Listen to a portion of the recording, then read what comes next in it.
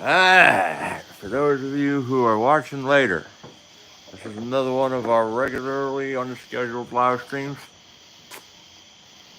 where I don't tell anyone if I'm actually going live or not. So we're going to wait until some people show up. And someone's here. Awesome. Our topic tonight is when things go right. Shalom, it's a Gunner.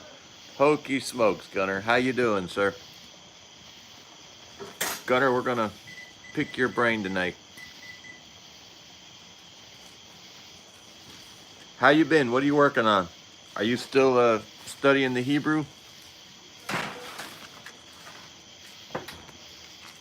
Gunner's one of my chef buddies. I'm doing good. Our topic this evening, when things go right, is based on a personal winning streak. I'm on something of a personal winning streak right now, and it necessitates a Palmetto paratrooper. How are you, sir? It necessitates a personal a shift in personal thinking.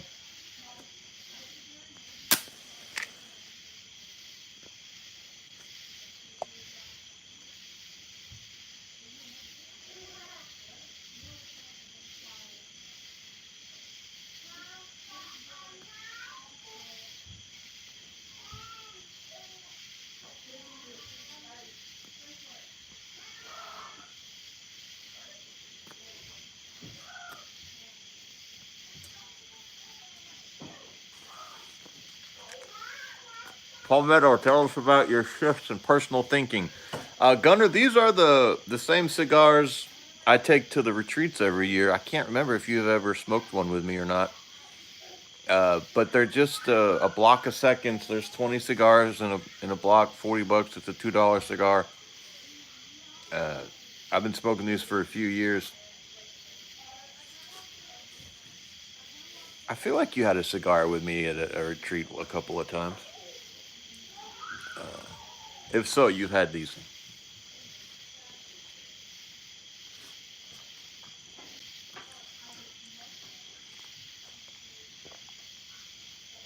We will definitely have to remedy that. Are you guys going to be at the Bib Fam retreat this year? You know, I just need to come and visit. Your father never rescinded his open invitation for us to come to a Sabbath with you guys. Dean Moles? Sorry, my eyes aren't that great. Good evening, sir. A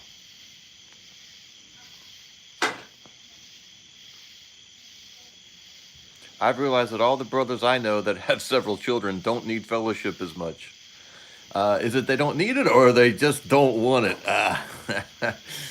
Actually, I don't know. I actually get that because yeah, when you've got a big family, you have an assembly with two or more are gathered, right? But yeah, but you know, in my opinion, the kids need the other families. I don't need the fellowship, but my kids need to get out of their comfort zone and get pushed. Oh, they just finished the guest bedroom after the fire. Wow, that's been about a year, right? Yeah, don't want it because we don't need it. You know? I'm surrounded by little girls. It's their 7 months. It's past their bedtime, but you want to say hello? Come here. You can say hello to the people real quick. Hello. Hello. Oh, you can't see this one. Hello. Okay, y'all going to bed? Okay, go. I need my pickle camera. Okay. If you know what that was, then you're doing better than me. Where's she at? I can't understand a word she says. Anywho, yeah, big families are a strange dynamic. Not a strange dynamic, a cool dynamic. But it completely I have people ask me all the time, are you building out your group? Are you building out your mag? And I'm like, I am my mag. Uh, I've got 8 sons and 8 daughters, and none of my sons are, well, one of my sons is basically married, but and two of my daughters are married, and so now I've got sons-in-law. Like, I don't have room for my mag. You can't join my mag. Hey, Buddy Bear's here. How you doing, sir? You can't join my mag. My mag is full. And then I've got Jeff. Uh, uh, and that's it. And Jeff has 8 kids.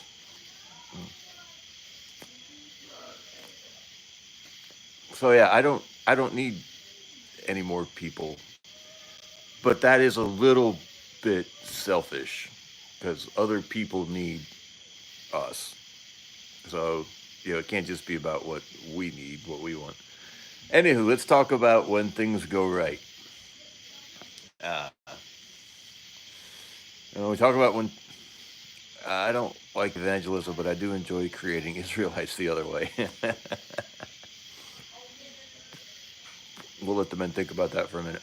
Uh, you know, when we talk about when things go right, we have to talk about when things go bad a little bit. When you've been on a losing streak, in some cases for decades,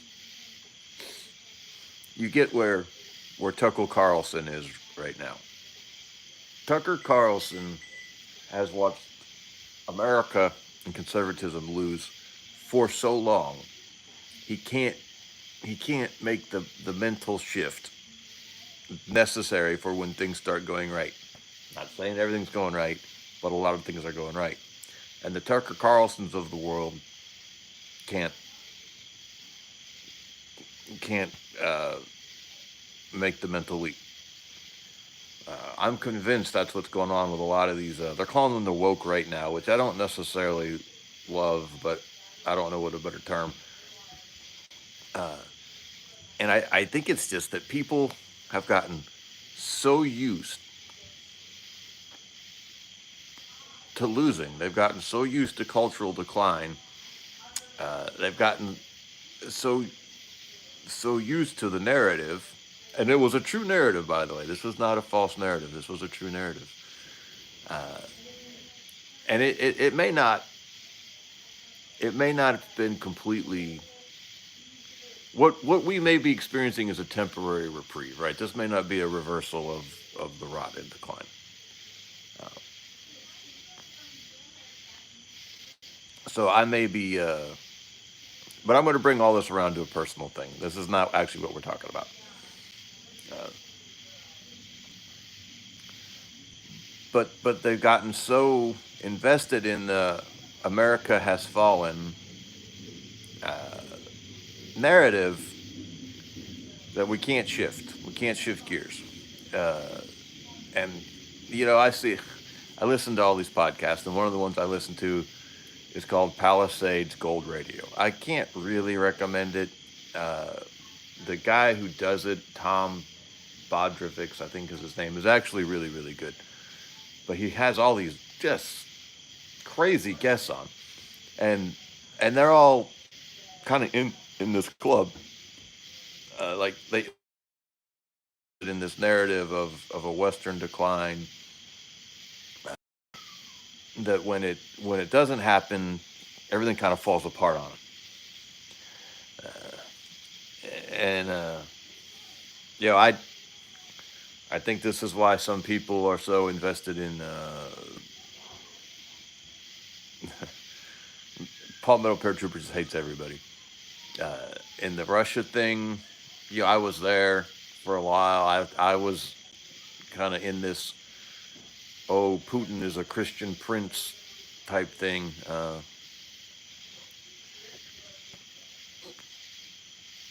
Yeah, yeah, we can talk about the diversity thing if we want, Papa Smurf. I'm with you on that one. Or China. The other thing was uh, bye.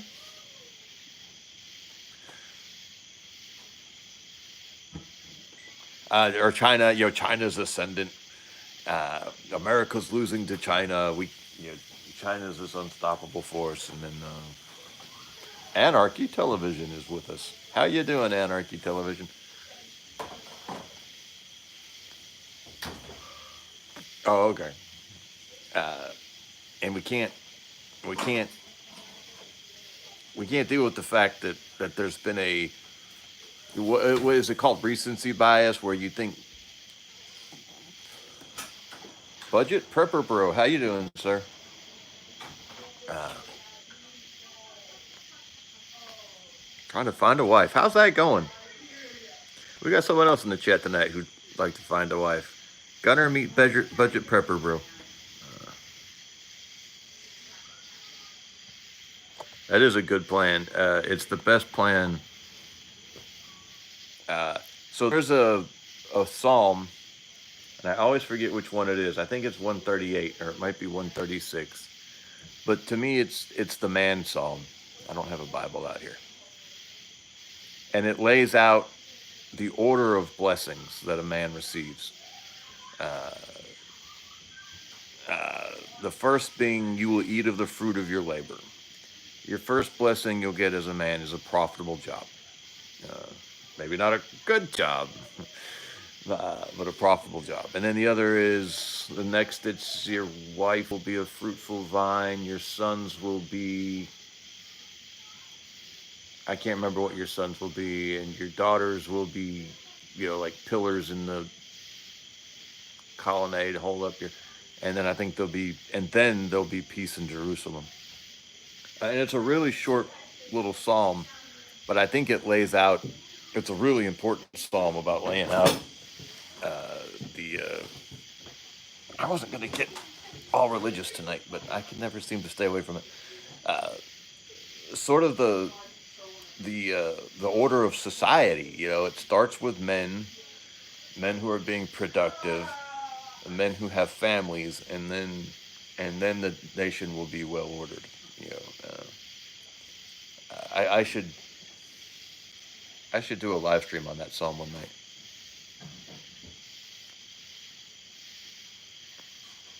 Oh, maybe that's it. 128, Palmetto. Thank you. The whole psalm, though, is no,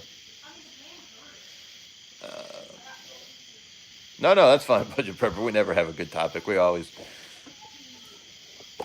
looking for people to derail us. What's the verse in there, Palmetto, about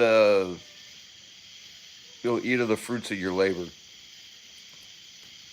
It's going to be early in the. And I'm not holding people. I need someone to change the topic. It's going to be early in the psalm. But actually, and it talks about righteousness. If you're going to get these blessings, it's because you're being. I should memorize it. It's not a long psalm. Anyway, check out Psalm 128. Why was I thinking it was 138? Okay, when things go right. Things are going right in my life right now. You shall eat the labor of thine hand. Happy shalt thou be, and it shall be well with thee. Yeah, that's verse 2. And then after that, you get the wife, then you get the children, and then there's peace in Jerusalem.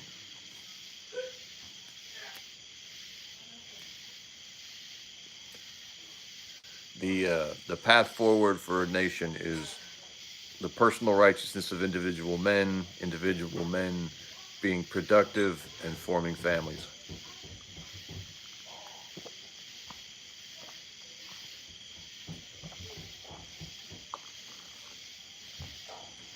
There it is.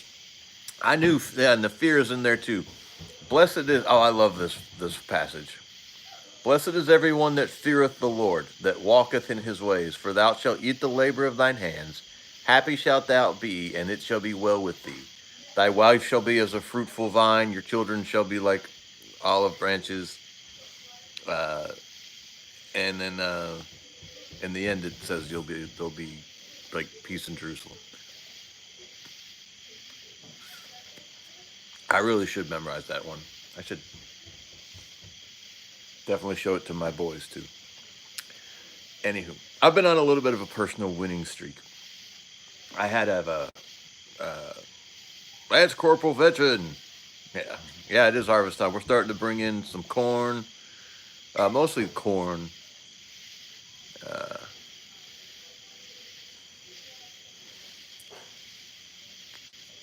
we didn't do a big garden this year. Behold, thus shall the man be that feareth the Lord. The Lord shall bless thee out of Zion. Thou shalt see the good of Jerusalem all the days of thy life. Yea, thou shalt see thy children's children, and peace upon Israel. A booyah. How's that for a little bit of a pick me up? Talk about winning, huh? Blessed is everyone that feareth the Lord, that walketh in his ways. For thou shalt eat the labor of thine hands. Happy shalt thou be, and it shall be well with thee. Thy wife shall be as a fruitful vine by the sides of thine house, thy children like olive plants round about thy table. Behold, that thus shall be the man be blessed that feareth the Lord. The Lord shall bless thee out of Zion, and thou shalt see the good of Jerusalem all the days of thy life. Yea, thou shalt see thy children's children, and peace upon Israel. The fear of the Lord is huge. We don't preach it. We don't teach it. I don't even really, to be honest with you, know how to define it.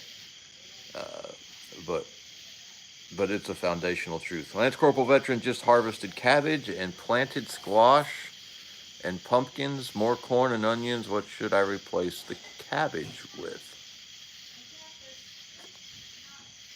More cabbage. Cabbage is a cool weather crop.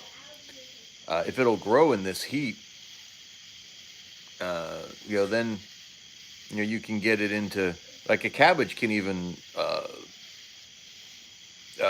survive a light frost. You could try collards. Collards are also a cool weather crop that can survive a light frost. And you've got time. I don't remember where you're at, Lance Corporal Veteran. I know you've told us before in the past.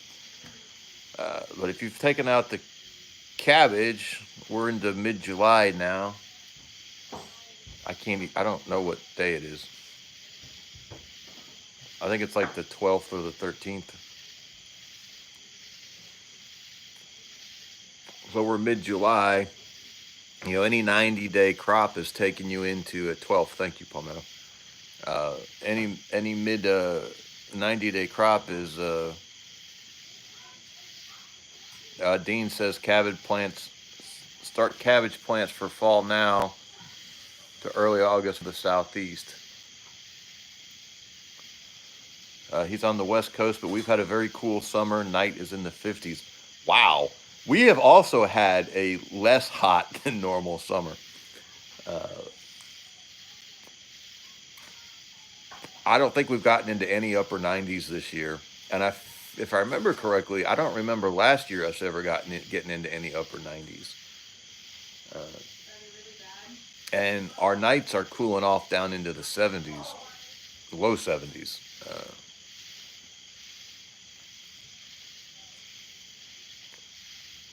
Palmetto says Oklahoma's been cooler. Hey, I'm all on board with this consecutive months of record rainfall. Yeah, I heard. I'm all on board with this solar grand minimum, man. I think it's a thing.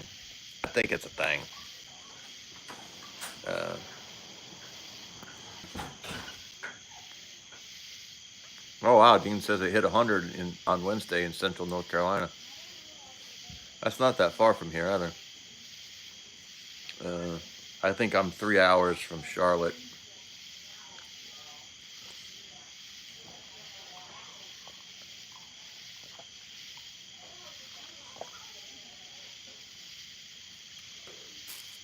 Far more. 10 Tigers, I thought it was the other way around. More people died from cold than heat.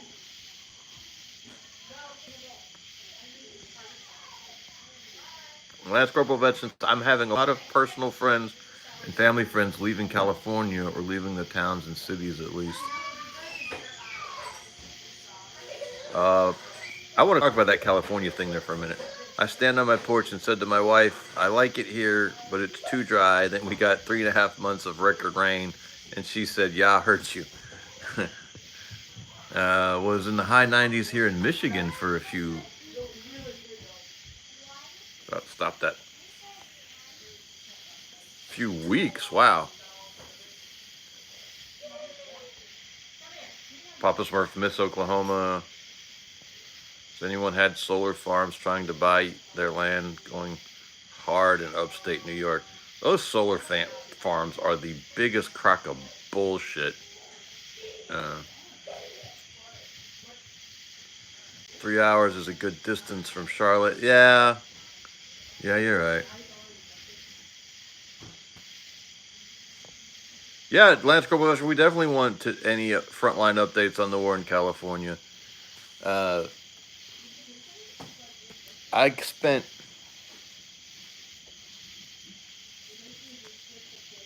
a little bit of time in California, not crazy amounts, but one of the periods I spent in California was in Northern California.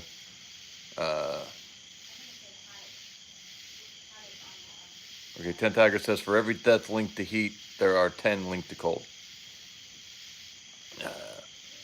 Up in doing our mountain warfare training in a place called Bridgeport,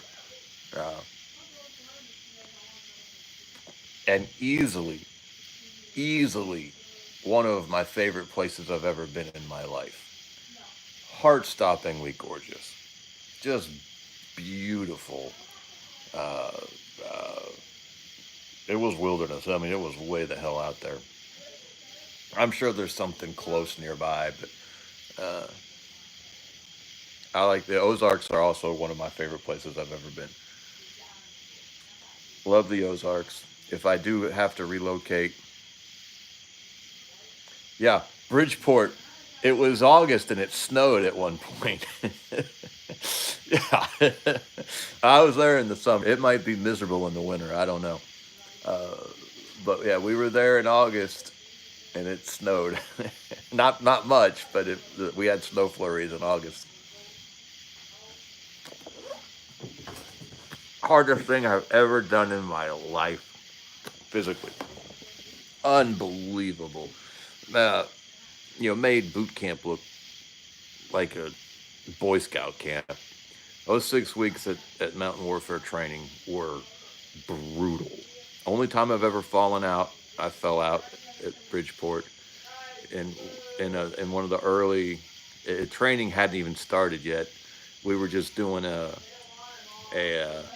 familiarization hump in the mountains, and I didn't quit, but I fell out of the formation and I was bringing up the rear.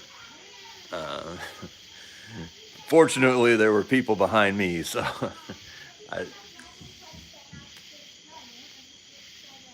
it wasn't as bad as it could be, but man, that thing was brutal. For the final exercise, I had lost down to 140 pounds. I think it was 140 or 140. I got really low, and I had a 100+ pound pack,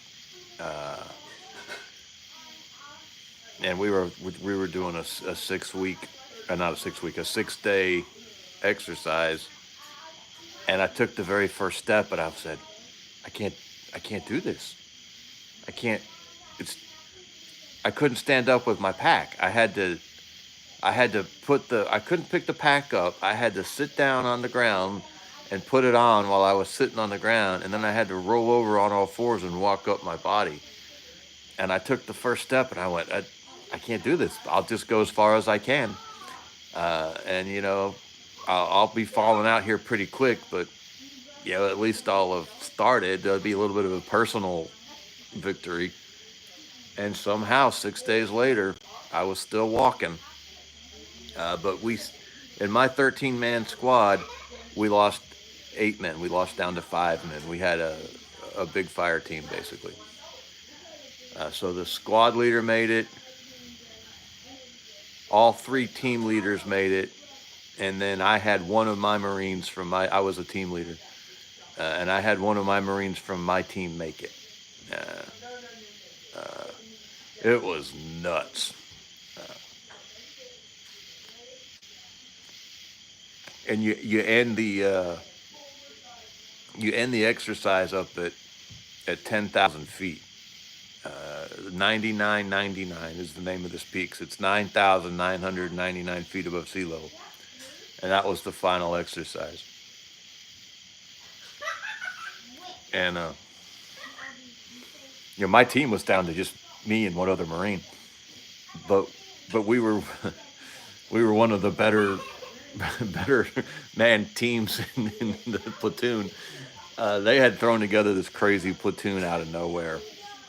There was actually this infantry battalion needed a platoon to round out the whatever it was. They needed an extra platoon to round out the training roster. And beach soldiers. And so they made a provisional rifle platoon out of mostly motor T guys. I was infantry, but I was a tow gunner. I was a special kind of, not a special kind, but a different kind of infantry. I won't go into it all right now. And so our platoon, we were just, we were F troop. We were stupidly bad.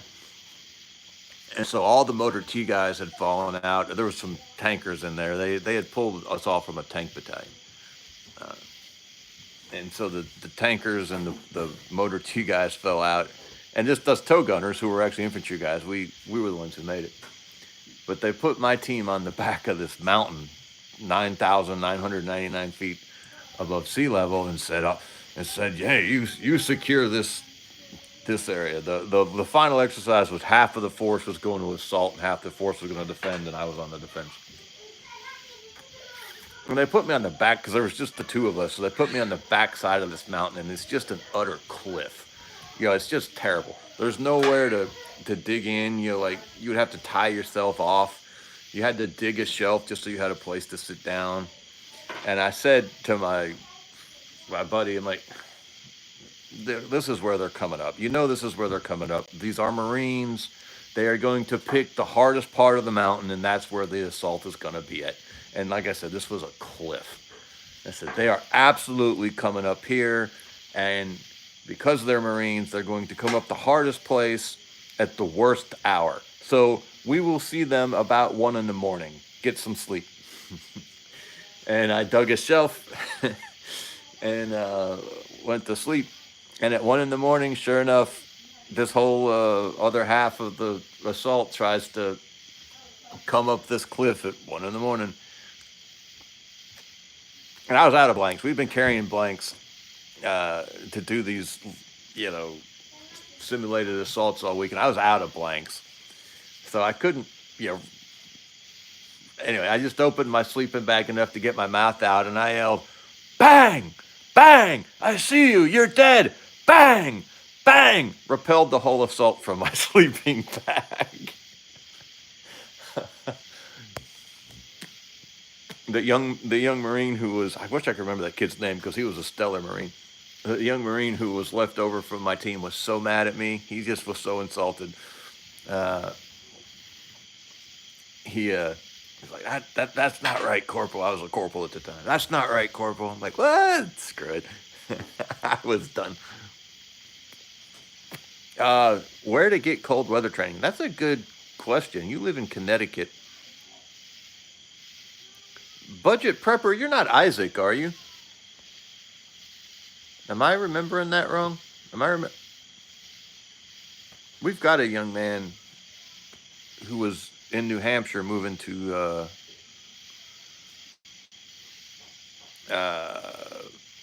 Connecticut, and I haven't heard from him in a while. I don't know if he made it or not.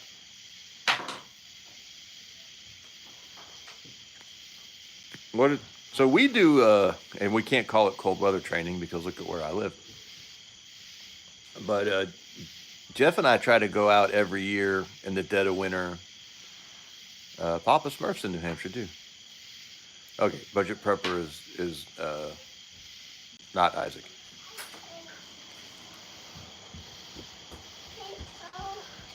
We just try to go out in the dead of winter every year and just do a weekend camping trip. And of course, around here, you got to really work pretty hard to be out in anything less than, freezing. It's really hard to be out in freezing. You trying again?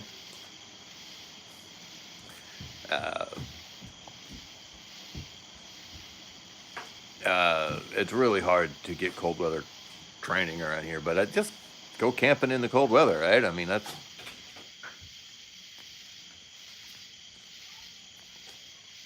camping is training. It's nuts to say. Uh, yeah, sleep in the backyard. Humid cold sucks too. I wouldn't know what humid cold would be like.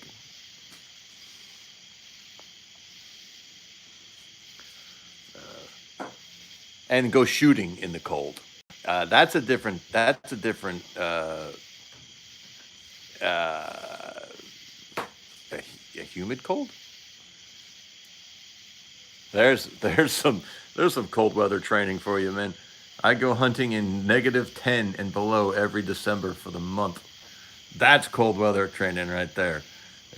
Costanza 2014 needs to kick a cold weather training class because he is doing it.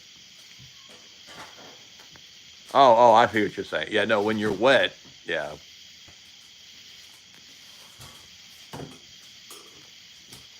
When you're wet, 60 degrees can kill you. But anyway, but yeah, all we do is we go. Actually, Palmetto's been to where we go.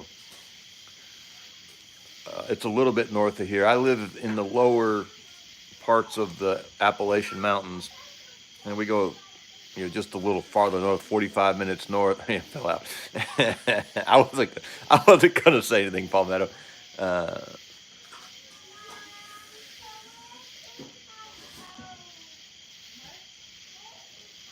I used to go to a few field training exercises for weekends with nothing but what we wore in gear. That sucked when it's -10 or -20. Yeah, that's what we try to do, Costanza, is we try to just go out and with only what we can carry, what we would be able to carry in a pack, and just live out of that for the weekend. Yeah, well, also, Palmetto, you had a god awful pack. Uh, yeah, every winter day in North Dakota is cold weather training. I had specifically carried 60 pounds that day, and I think Palmetto had. I know his pack was heavier than mine, and I had a cast iron pot in mine, for crying out loud. That tells you how heavy his pack was. I had the mountain. I had a mountain. Oh, maybe mine was closer to 50 then. I thought mine was 60. I just make it look bigger than it is. That's the other thing. Palmetto's a skinny little thing. Uh, but that was a good. That was our most successful uh, field op for our group. That's where we had the best turnout. That's where we had the best. Well, no, we had one other one that was really good around that time too. Actually, we had 3 or 4 right around there that went really, really well, and then COVID hit and derailed everything. Frickin' Fauci.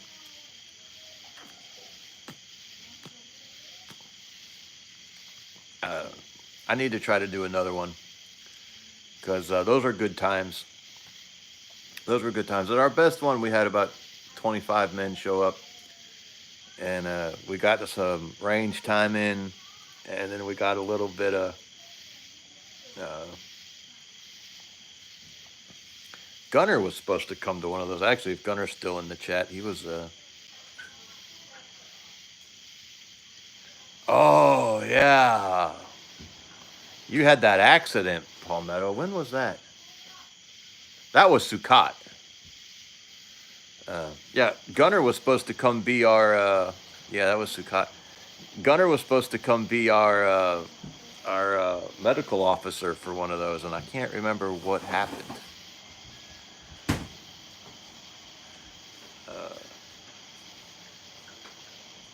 But for some reason, Gunner wasn't able to make it.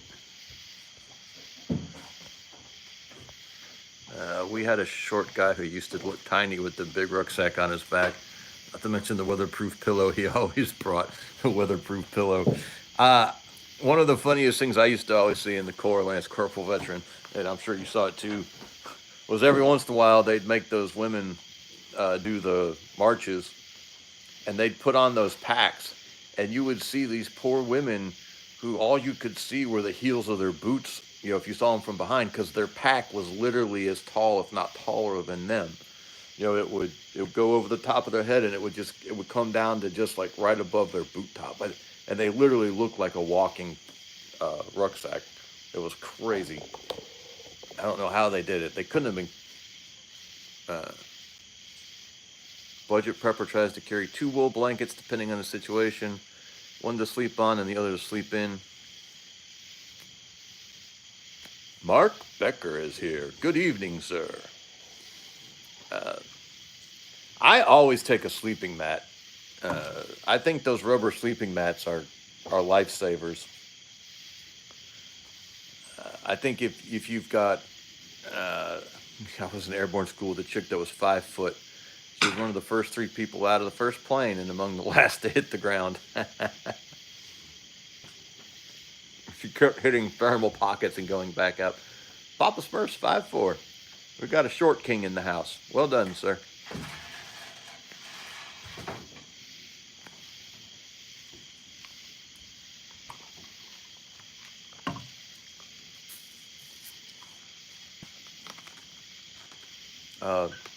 But yeah, I try to take it, not try, and I take one of those rubber sleeping mats.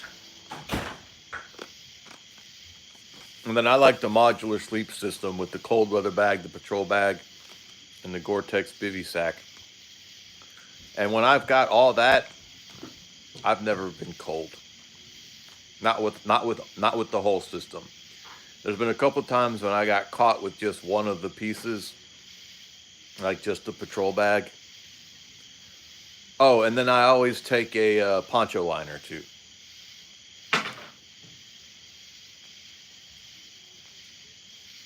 I haven't used the cold weather bag in a very long time. I haven't used both bags in a very long time. I use the cold weather bag in cold weather, but I haven't needed the patrol bag. But then I always have the Gore-Tex, the bivy sack, because I don't like a tent. I just sleep, in that bivy sack, and I don't have to worry about rain or anything. And then I don't have to set up a tent.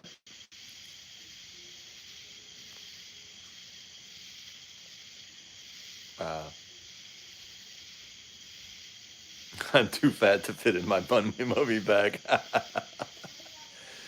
Best night's sleep I ever got with camping was in a snowstorm. That's cool. I tell you, the first time I ever slept in a bummy bag, it was, well, it must not have been the first time, but it would have been close to one of the first times. It was in the infantry training right after boot camp. And it was one of those old down ones, the old Vietnam style bags. That's how old I am. And I got turned over inside it in the middle of the night. And the mouth hole it was at the back of my head. And I woke up in the middle of the night and I couldn't, I freaked out. I couldn't figure out what was going on. I was half awake or half asleep. And we were in those old shelter halves. If you remember the old shelter halves, like the World War I style, where each Marine carries one half of the tent, and then you got to, snap them together. And I freaked out and started thrashing around. And the poor guy who was in the tent with me, I had ended up tearing the whole tent down, the whole 9 yards. He finally got me woke up and got me turned around and got me out of the bag. But it was too late. I had collapsed the whole tent. And of course, we're boots. We thought we were in terrible trouble because you spend so much time making the tent perfect and having it all straight and in a perfect line and the whole 9 yards. And, in the middle of the night, we were trying to put this tent back up. And in the morning, it looked like hammered ass. We thought we were going to get in trouble, but in actuality, we were just ahead in the morning because it didn't take us quite as long to break down our tent. But that was the first time I slept in a mummy bag.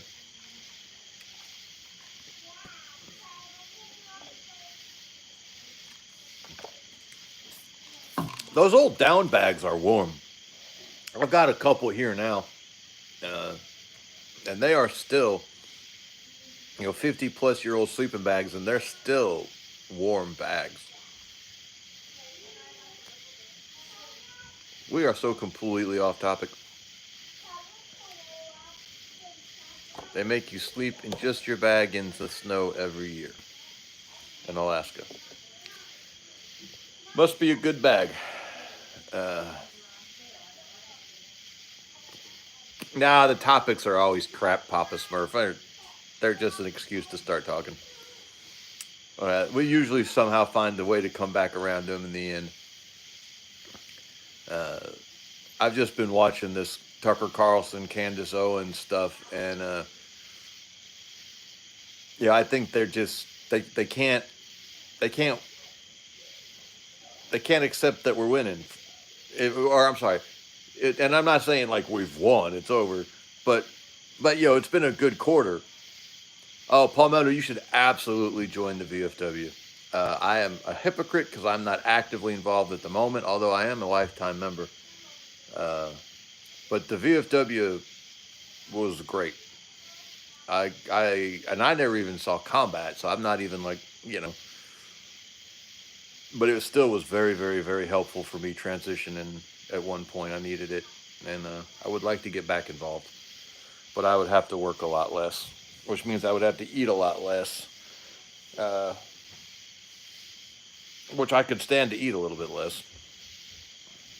But anyway, no, VFW is a great organization, and unfortunately it's going away. So I would try to take advantage of it while you can. Yeah, we got some vets here. Palmetto's a vet. Lance Corporal Veteran's a vet. If Buddy Bear is still in the chat, he's a vet.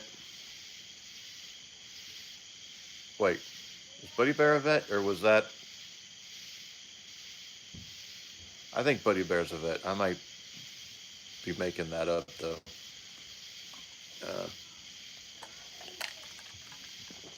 No, like, Tucker just can't. He can't. We will always have new wars. Yeah, but the thing is, yeah, Buddy Bear's a vet. Papa Smurf's a vet. The thing is, Mark, we'll have more wars, but there were 12 million.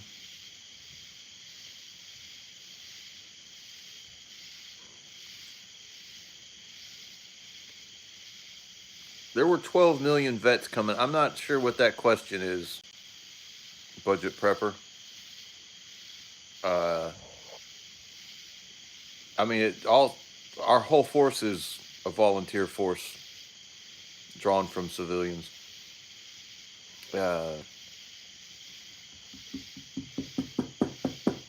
There were 12 million men who served overseas in World War II. We'll never have that again. And that's what made the VFW this massive, vibrant community institution. It actually came out of World War I.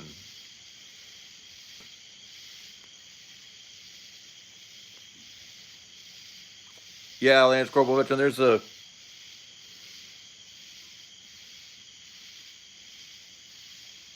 Oh, can you volunteer at a VFW? Yes, you can probably be involved in the auxiliary, Budget Prepper. There is an auxiliary. It's usually wives, but they will absolutely find something for you to do or be involved. Civilians can go to the social part of it. You're just not allowed into the meetings. And they close down the bar during the meetings.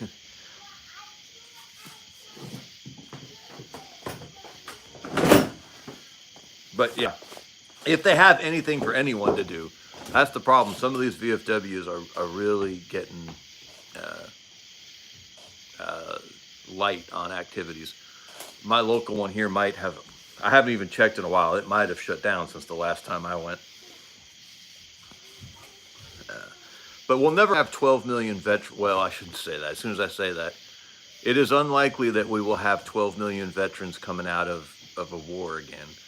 Uh, uh, I can't remember. So our active duty force right now is at any given time is under 1 million, and that's everybody in the active duty, and I think that's reserves. I think that's not National Guard, but it's active and reserves. Uh, uh, and of those, to be in the VFW, you have to have served in overseas in a conflict zone. It's veterans of foreign wars. Now, any veteran can join the American Legion. The American Legion is a fine organization. They're probably more likely to survive than the VFW is, although they are struggling too right now.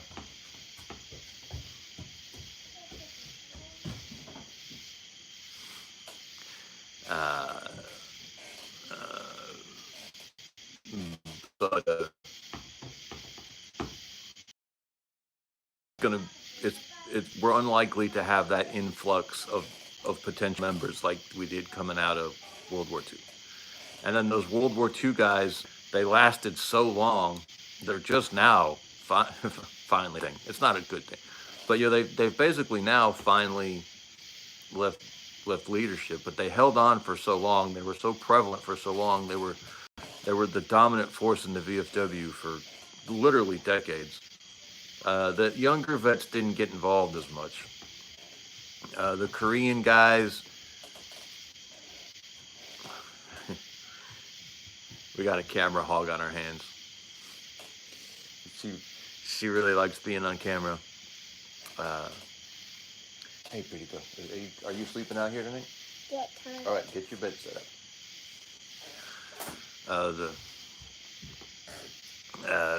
There weren't as many anywhere near as many Korean War vets. Yeah, she's. And then the Vietnam guys, they really felt like they had been disrespected by the VFW. And I don't, having been in the VFW, I used to be an officer in my local VFW.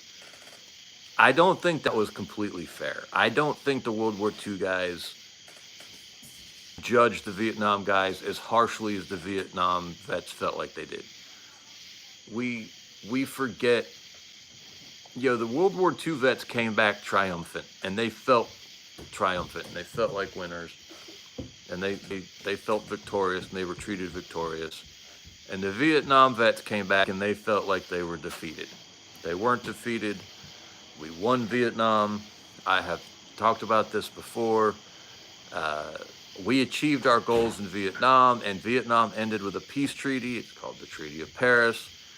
Richard Nixon forced the Treaty of Paris with his bombing of the Ho Chi Minh Trail in Cambodia. It was the Watergate scandal that led North Vietnam to correctly decide that America would not enforce the treaty, and they reinvaded the South about 2 years later. The Vietnam War was won. We killed them about 1,000 to 1. We lost 56,000 of our guys.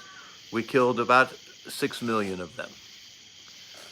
And we achieved our goals. Our stated goals were to secure South Vietnam and force a peace treaty and make the North acknowledge the South. We achieved all that. The Vietnam War was a victory. We won it. The politicians gave it all up.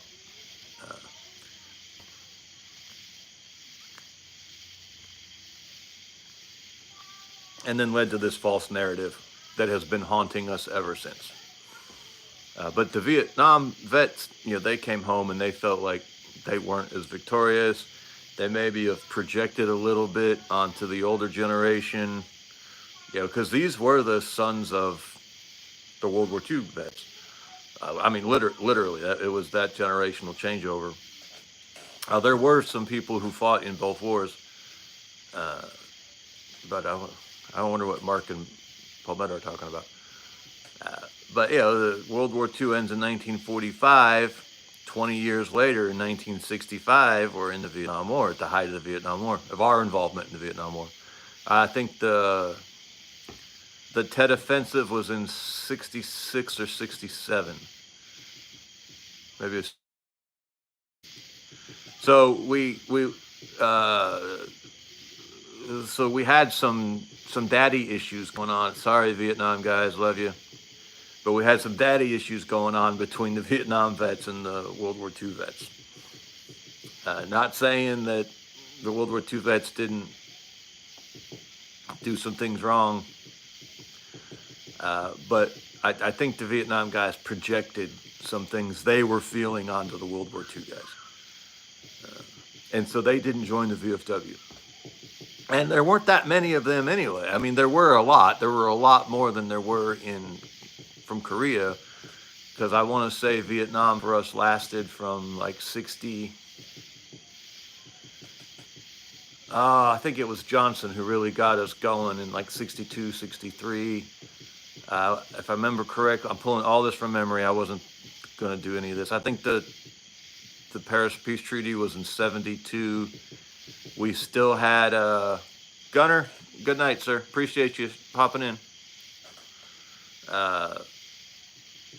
We still had some troops there in 75 when the South fell. So yeah, we had 12 years or whatever for there to be eligible vets for the VFW come out of Vietnam.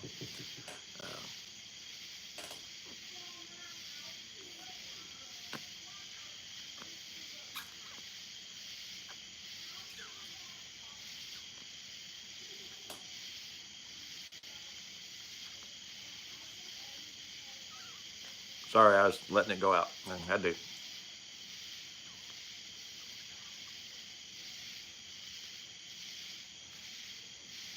But we still had a draft back then. We were not as lean a force as we are now. Obviously, 12 years, it does not compare to the forever wars that we had from, 2001 through whatever the hell Abbey Gate was, that freaking useless old man.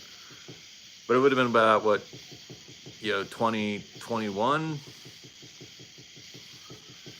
We just don't use as many war fighters as we used to use.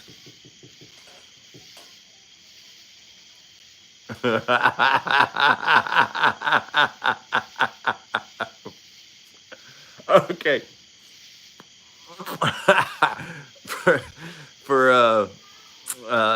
None of you would know, but Buddy Bear is one of the best food producers I know. He is the best. I've never met anyone who produces calories as well as Buddy Bear does. And one of the things he does is milk cows, and so he's all the time bailing early on us because he's got to go milk his cows in the morning. And it looks like he said something about having to go to bed so he can get the milking done in the morning. And YouTube flagged the comment and held it for review. You old reprobate.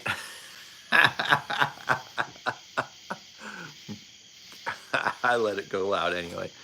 Oh, Buddy Bear. If y'all knew Buddy Bear, he doesn't live all that far from me, and I'm blessed to get to see him a few times a year. If you got to meet Buddy Bear, you would know he is the farthest thing from a reprobate. That is very, very, very funny to me.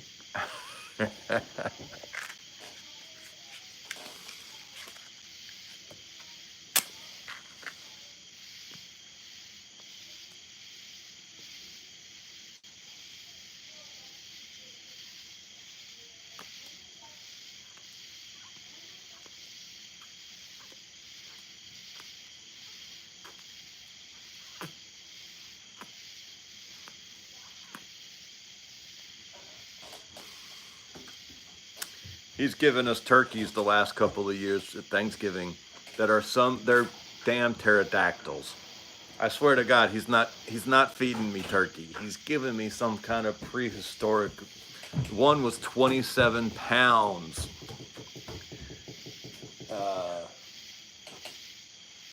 We had to split it in half to cook it. We had to fillet it or butterfly it or whatever that is when you cut it in half lengthwise. We bake one half and smoke the other half And of course, I mean, we've got a huge family. Our Thanksgivings are massive, so we eat it. But he's given us those turkeys the last 2 years in a row. Papa Smurf was attacked by a turkey in Iraq. Didn't even think they had those. Uh, and yeah, turkeys get big. Our neighbor has one that wanders down every once in a while and picks fights with our rooster. Uh, it's pretty funny to watch this little old rooster try to go toe to toe with this, and it's not a huge turkey, but it's still a turkey. And this poor rooster tries to go toe to toe with it.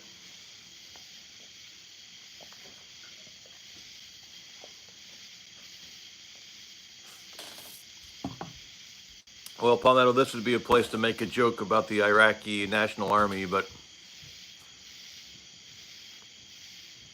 I guess I'm not going to do it. No. What is it eating?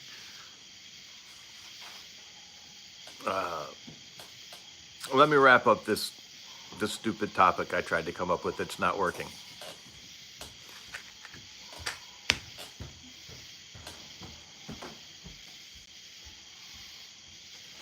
I swear these girls are on camera more than I am. They like to sleep out here in the summer because it's cooler. But they're all up in my area of operation. Now, this is where I could smoke a cigar. Brother's a gravedigger and has multiple videos of attempted turkey is all. Used to raise pastured turkeys, lots of work. I've never had any problems with the wild. People talk about the wild turkeys and the geese. Like, kick the shit out of those things. I don't know. I mean, I get that they're 30-pound birds and they're flying at you out of nowhere, but I mean, we sent an interpreter into town to buy a goat for dinner. We played with it while they were prepping to cook, then we ate it. Yes, the coyotes. Look, I'm in pest control, and I live about 2 hours north of Atlanta, but most of my work is down in Atlanta. And the rats are getting to where they eat poison for hors d'oeuvres. You almost can't poison rats anymore. But the coyotes and the foxes have moved back in, and they are saving our bacon with the rats.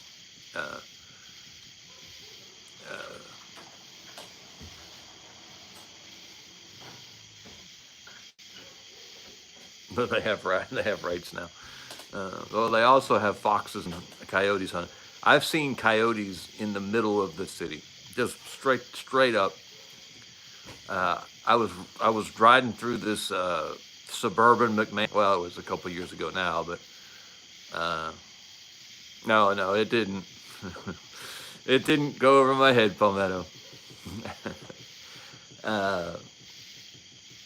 And it was the middle of the day, and these two ladies walked past me doing their speed walking, and right behind them was a coyote. And this sucker looked like a fat, svelte, sleek, shiny-coated German Shepherd. This was a big coyote, and he was clearly,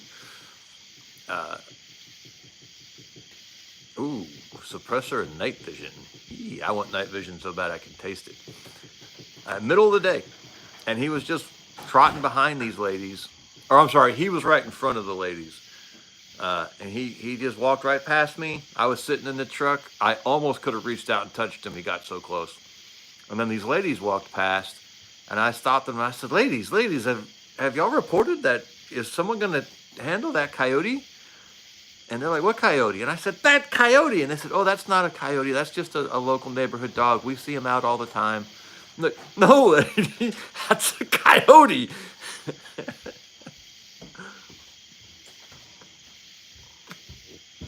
But they were just coexisting fine. I don't see any problems with the coyotes. Of course, I have I have a Great Pyrenees, who you probably just heard barking in the background, and they hate coyotes, and they won't. The coyotes won't come near my place with the Pyrenees around. Well, we saw the last coyote we saw was about the time our first Pyrenees got full grown, and one of my stepdaughters was walking up the hill to the school bus, and she said a coyote shot past her at 100 miles an hour, and then our Pyrenees was behind them doing 101 miles an hour. Look, Costanza has a small black bear. We had a small black bear about a half mile down the road, but he never got back up this way, and we haven't seen him in a few years now. But yeah, we got the black bears wandering around.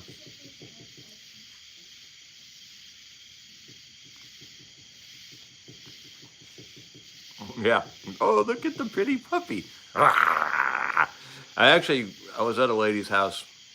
I was there for snakes. This woman just had a wildlife nightmare. But she had been attacked by a coyote. And it hadn't attacked her. She was walking her little toy dog, and they attacked her dog. And of course, she was trying to save her dog, and she ended up on the ground protecting the coyote with her, or protecting the coyote, protecting the little. Palmetto. They've reintroduced the elk down here, or out here, I guess. They're in North Carolina in Cherokee, but they're working their way back into Georgia and South Carolina. They're hoping to repopulate the whole Southeast, but there's a nice, big, huge, beautiful herd of them up in outside of Cherokee. I saw them 2 years ago, maybe 3 years. I guess it was 2 years ago. We were going up through Cherokee, and I'm hungry. They are big, beautiful animals. No, you can't trust coyotes, Mark, around kids or pets. Or, God help you if you got chickens or sheep, or I don't think they mess with full-grown cows that much. They will take down calves. But yeah, if you've got kids or small animals, coyotes are no bueno. You gotta thin them out, drive them away.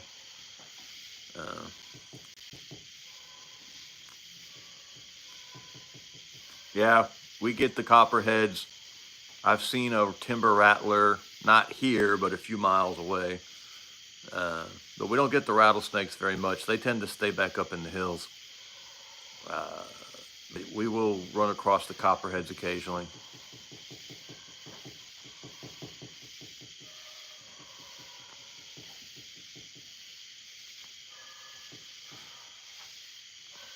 Yeah, elk hunting. Lance Corporal Veteran, I wonder, if they ever get established enough, I would expect them to do really, really well. We've got not as much land as you guys have out there, obviously, but at least especially in this area, the Chattahoochee National Forest is a big expanse of forest. The only predators we have are the coyotes and the black bear, but our black bear are so small. If you get it was a big deal a few years ago. Someone shot a 350-pound bear, and it made all the local newspapers and everything, and made the rounds on Facebook. 350-pound bear. Our bears are usually under 200 pounds. So they might do pretty good. And there's not as many hunters as there used to be. Of course, there might be a lot more if we start being elk. But how do you even get an elk out of the woods? The ones I saw up in Cherokee, they looked like they were 1,000 pounds. They were massive, huge. So if you dropped an elk back up in the mountains, how the hell do you get it out of there? You just, you quarter it and bring two buddies. I'm sorry, Palmetto. I like you a lot. You're a good friend. If you called me and asked me to help you hump a elk out of the woods, I might tell you My phone might suddenly stop working. I mean, I might start doing that. Oh, going through a tunnel. That's a big animal. Of course, if you gave me some of the meat, who knows? I've never had elk meat. I bet it's good. When I was in high school, the buddy hit a 300-pound bear behind my house with an S10, totaled the truck. Uh, that's pretty funny. It's also why I hunt from my porch. Yeah, it'll be. Costanza says elk is good. And so does Papa Smurf. Yeah, Lance Corporal mentioned it might be that, if they ever do get a population established enough to let us hunt, that the tags might just be earth-shatteringly expensive because there are so many. There's just so many people around,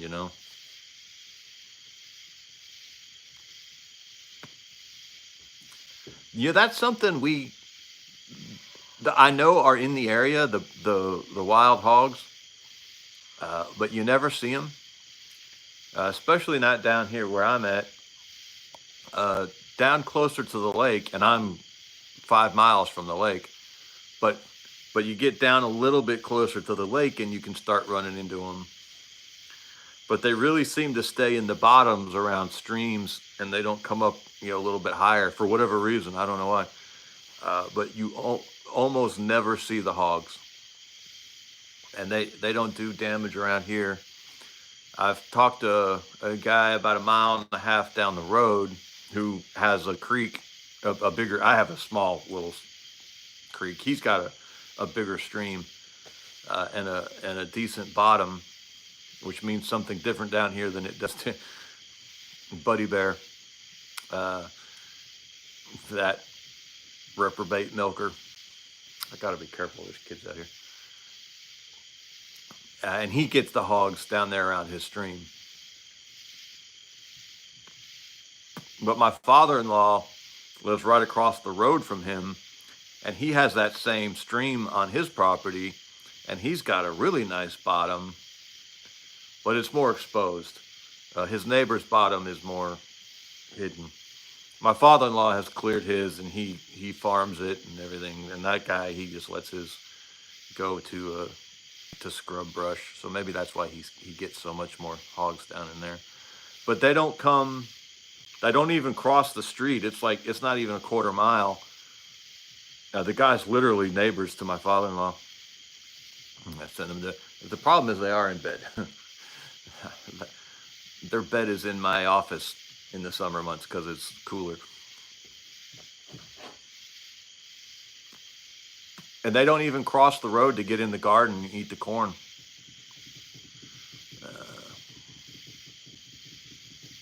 Oh, wow, there's bears in Sacramento. Of course, Sacramento's a little bit farther north, isn't it?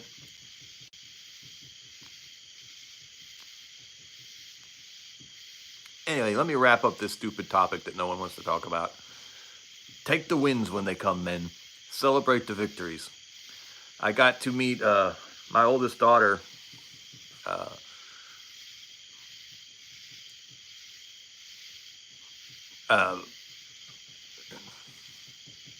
You guys keep being interesting. My oldest daughter has been estranged from me for a long time, and she's recently been making moves back towards reestablishing a relationship, and it's been really, really, really nice. Well, this last weekend, she came down, and she spent time with me, and just sat out here on the porch and talked for a couple hours, and then she let me meet my grandson. I'd never met her son. He's 5 or 6. I don't remember.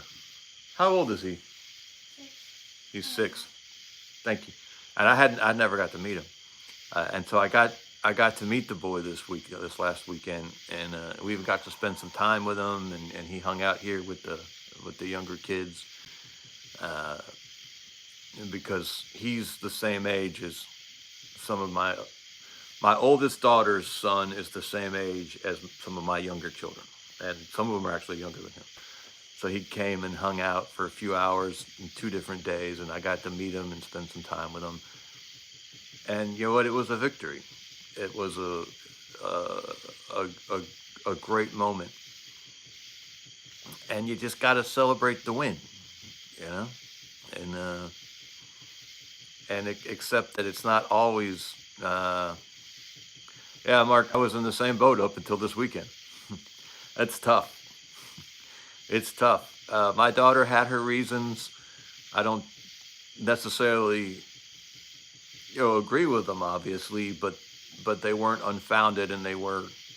I don't want to say reasonable, but they weren't, just bizarre, crazy stupidity. I mean, she had reasons.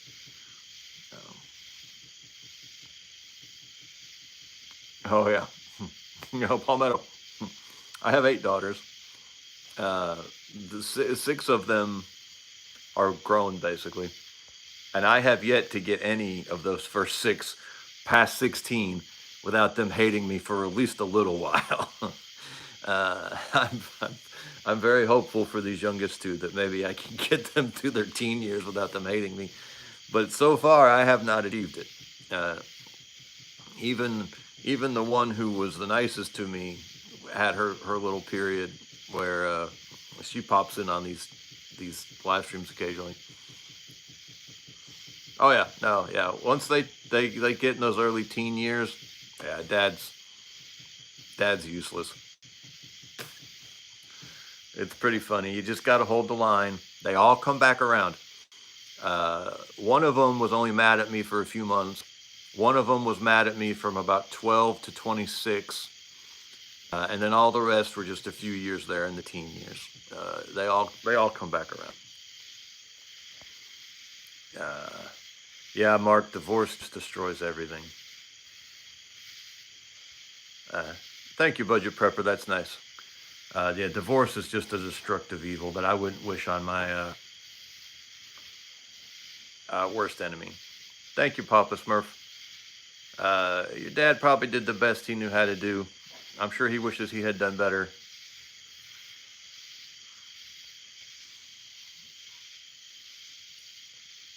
Where are you from, Uncle? I live in the southeast of the United States, in the American state of Georgia. Way up back in the hills. And that's about as much information as I will pass along.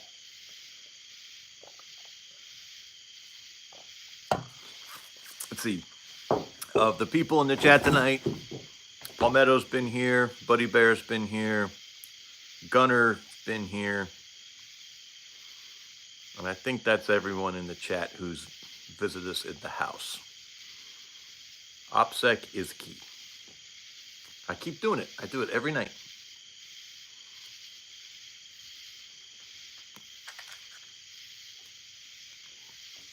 Actually, Mark, technically, yeah, this was Confederate country. But once you got up in the mountain, are you atheist? No, I am not an atheist. I do not have enough faith to be an atheist.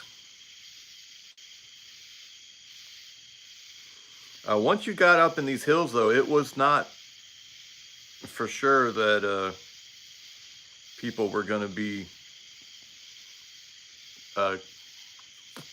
secessionist or Confederate.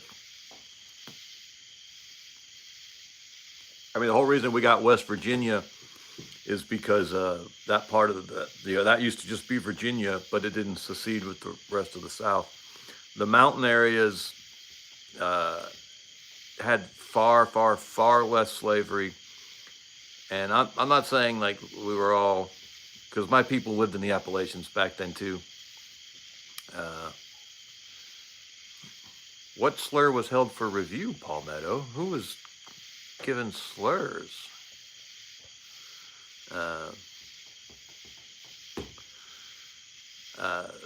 There was just far less of it, far less slavery, and it was frequently considered to be unfair economic. Sharon is here. How you doing, Miss Sharon? Oh, he called you Catholic. Who called me a Catholic? Oh, was that Wehrmacht? Yeah, Dean. And if you go to, if anyone ever gets a chance, Les is here. Uh, and did Mark call me a Catholic? Mark. Oh yeah.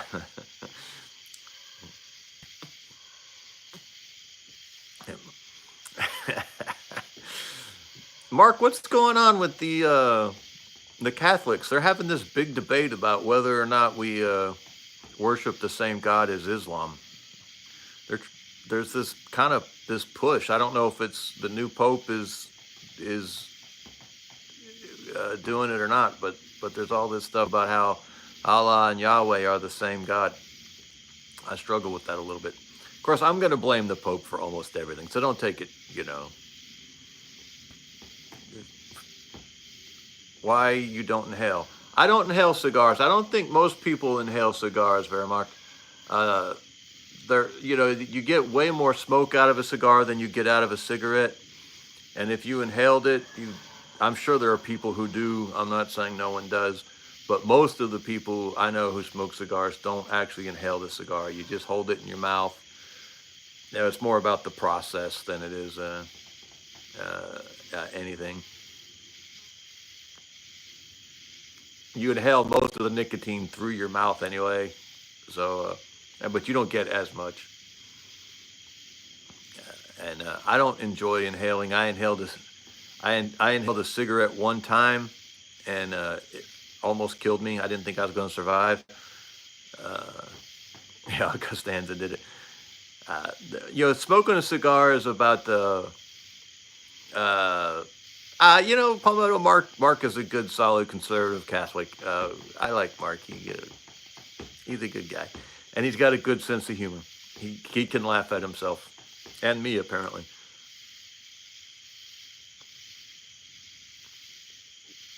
Smoking a cigar is about just taking the moment. That's why I only light with matches, because it's about the process.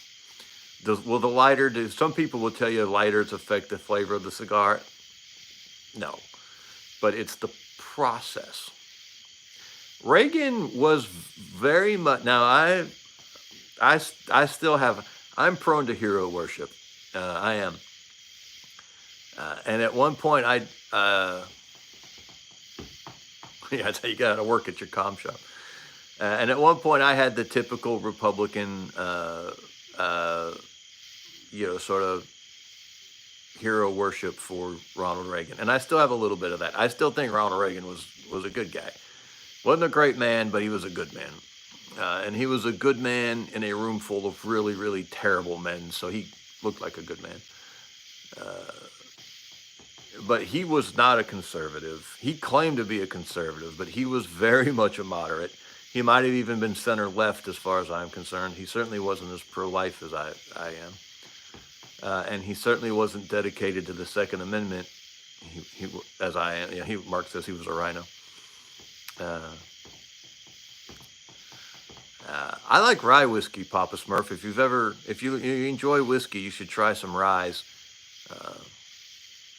Costanza met one of Reagan's Secret Service detail. That's cool.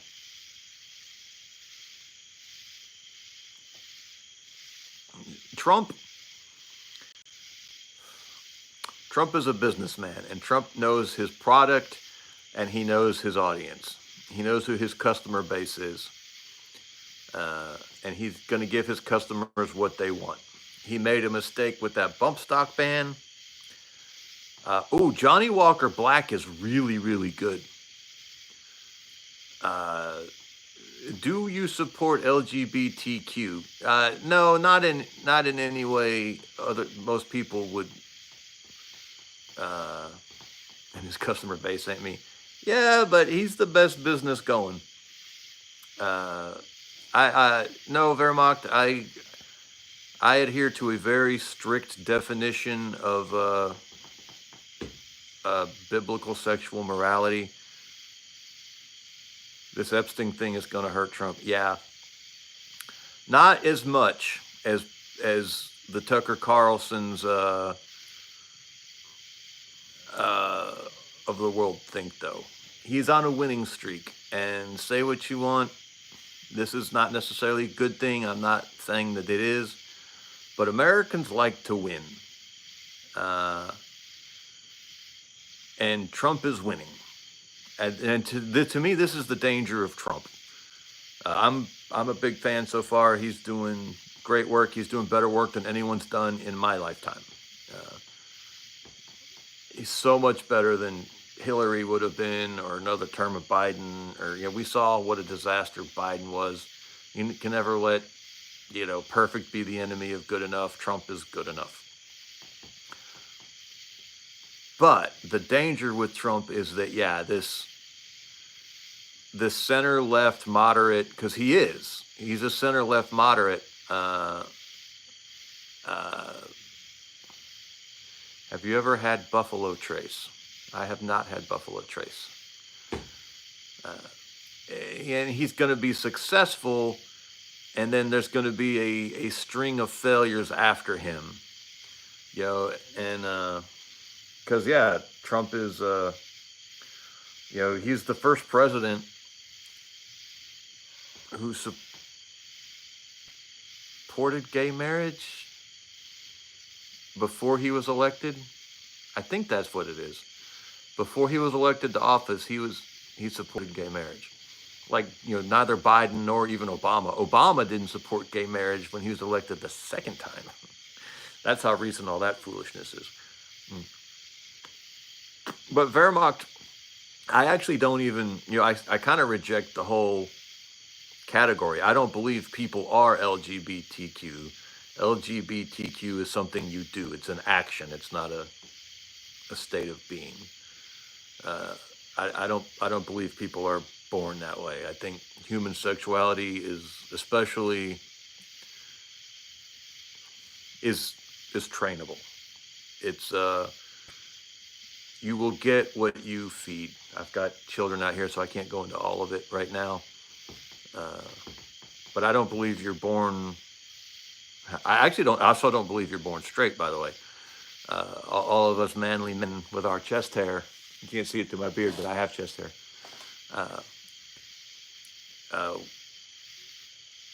Sin is universal. And any man who says that he is not capable of a sin is possibly setting himself up to fall for that sin. I'm not saying you're all gay. I'm not saying you're all fake. I'm saying that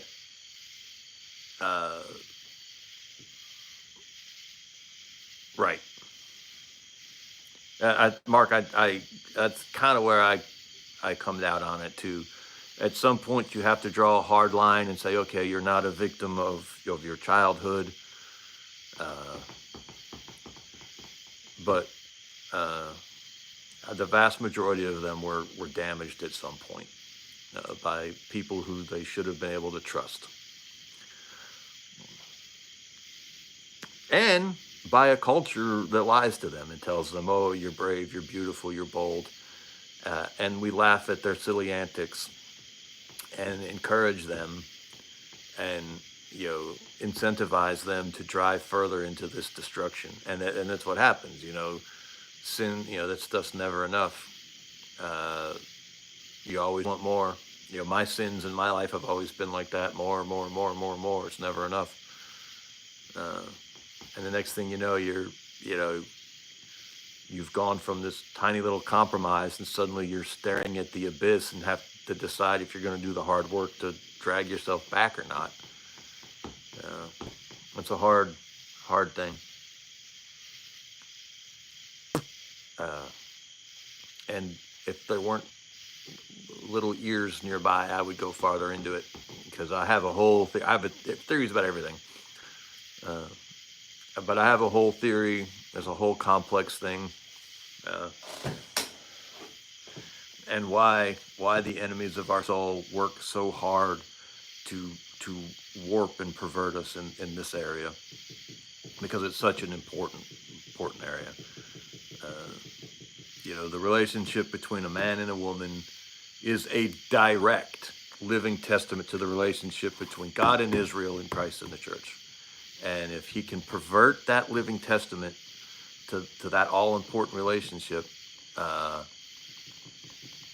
then he can, because look, he knows he can't win. The enemy of your soul doesn't think he can win this fight. He knows what's coming. He knows he's losing. He just wants to destroy and harm as many people as he can on his way down. Mark, absolutely. There are people who are more susceptible to certain failings. You know, alcoholism runs in families. Drug addiction runs in families. The men in my family are susceptible to some things that seem to echo. And I'm smiling because it's not funny, but I think it's funny. Gambling tends to run in families. There are things that you are more susceptible to. You know, there are people who are more tempted to be liars. There are people who are more tempted to be murderers. There are people who struggle with anger more than others. So there are things you are susceptible to, but there's not, you know, all of those things can be overcome, or all of those things can be amplified. And if you choose to minimize something in your life, you know, you can. All right, Palmetto, we appreciate you, sir. Hopefully Sharon is still with us, so we've got a moderator in case Buddy Bear gets back on here and starts talking about all his perversities. It was good to see Sharon and Les. I know Les said he couldn't hang out, but we haven't seen them in a while. So it was good to see them in the chat. I don't know if Wehrmacht is still with us or not. I'm assuming he's a German, and it might be not entertaining to listen to hillbilly English on a Saturday night if it's not your primary language, because we speak funny. All right, no. Yeah, Wehrmacht, it's Saturday night here, and the moon is right. We try to do these on not. I try to do them like every other Saturday night. Usually it ends up being one a month because life just keeps getting away from me. Like last weekend is when I met that grandson. And so I was going to do a live stream that weekend, but then my daughter came over Saturday morning, and we had that conversation, and she said I could meet him. And so right away I set up something, and we went down to the lake and went swimming with him and everything, and ended up staying a good long while and getting pizza and letting them kids run around and have a blast.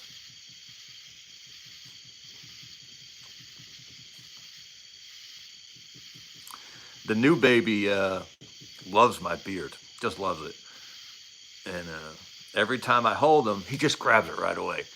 But like with this look of sheer like maniacal joy on his face. I don't know what it is about the beard that makes him so happy, but he loves it. And he'll just get both hands and start doing pull-ups on it.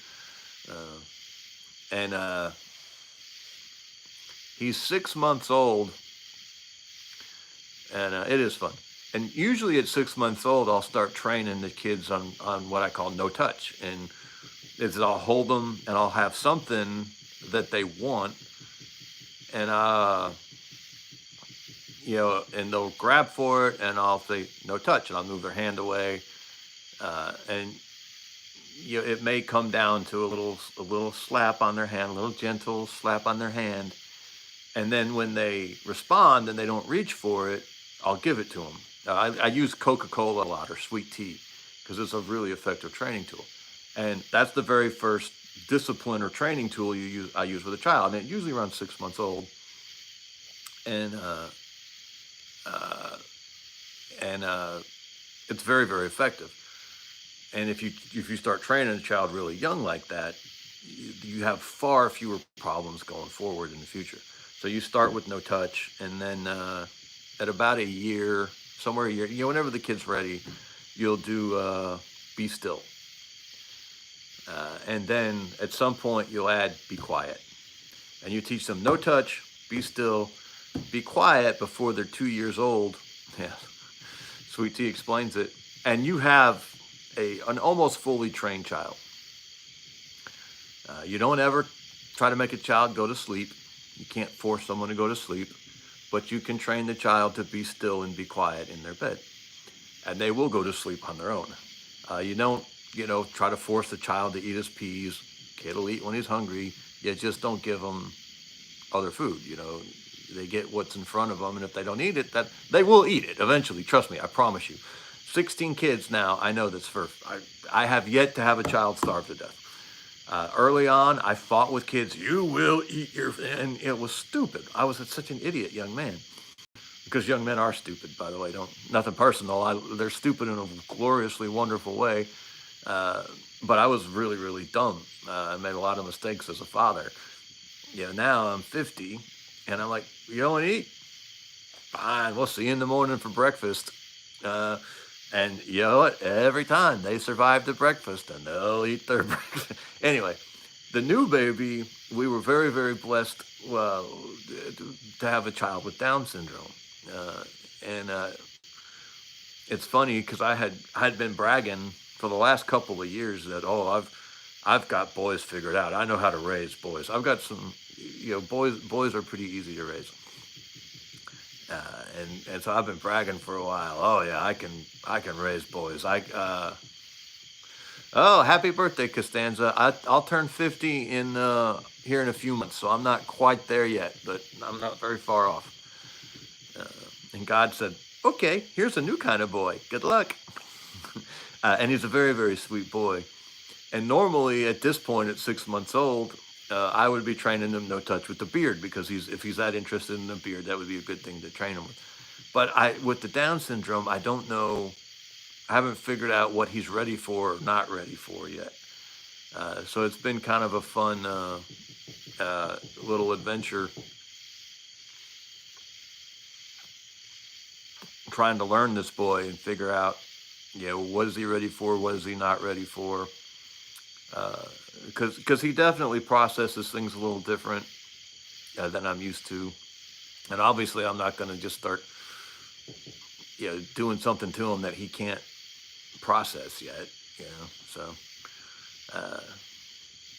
I've been using all the strategies to keep his hands out of my beard that I normally would never ever deploy, because I want to when I say discipline the child, I want to train the child. I want to instill discipline into the child. And if they want something, usually you can hold my children, and if you've got glasses, or their grandma's holding them and she's got earrings or something, they won't grab them and pull on them after about 6 months old, because they're trained. And no, you just say no touch. You point at the thing you don't want to touch and you say no touch, and they don't touch it. And it makes for a very, very pleasant child that everyone wants to. Jordan Peterson says that one of the greatest gifts you can give your child is to make them into someone that other people like, that other people want to be around. And if people want to hold your baby and he's not grabbing their glasses off their face, or sticking his fingers in their eyeballs, or trying to jerk the earrings out of their ears, or their necklace on, people want to hold that child and love on that child.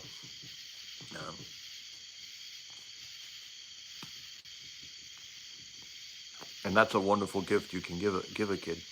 But I haven't figured out how to do that yet for this new baby. And he's very, very, very cute, and he's very happy, so he can get away with it for a while longer. But at some point, I'm going to have to figure this boy out.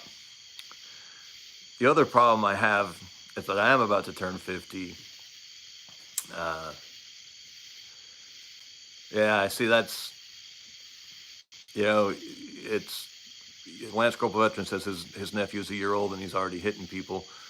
A child who has not been trained is a miserable, unhappy child.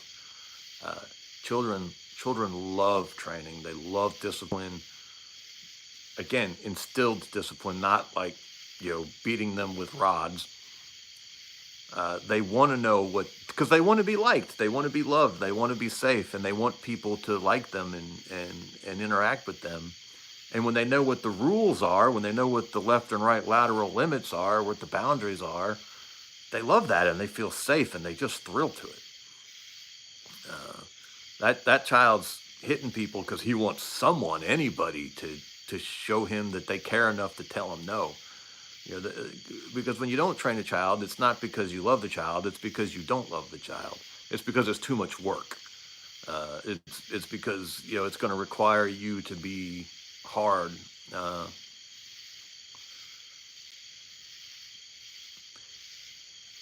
I guess you're saying the 80s were the best years since. Looking back on it now, Mark, the 90s feel like they were a little bit of a golden era too. The internet hadn't really hit yet. I graduated high school in 1995, and that's the year the internet or the World Wide Web debuted. And so I didn't see the internet till I was in my 20s, because I didn't see it till a few years after that. And I really feel like growing up before the internet was late 70s. Okay, the late 70s were probably a great era. Yeah, the 70s were probably a great era.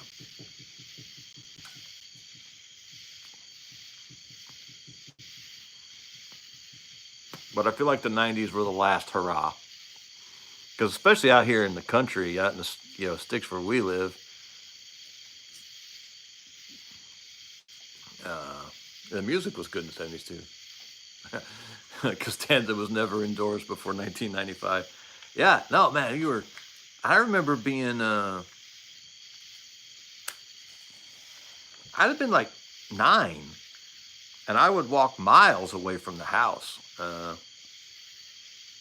to my buddy's house, and then we would just roam all over the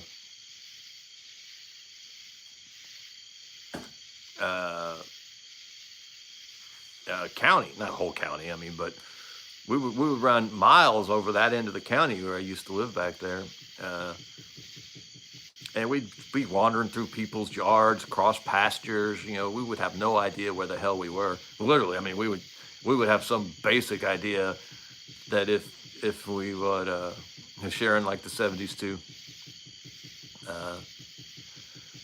if we wandered in one direction, we'd eventually find a road, but we just have to be home by a certain time. Dad would, he'd give me a hard deadline. I didn't even have a watch. And then if I was a minute late, I'd get in trouble. Sharon says the 70s were an amazing time to be a teen. It seems like the 70s because you still had the innocence, the 50s were still, the 70s weren't that different from the 50s, but you had rock and roll, you had more access to automobiles. I bet the 70s were a great time. I mean, I was born in 75, so I do not remember them, even though I was there.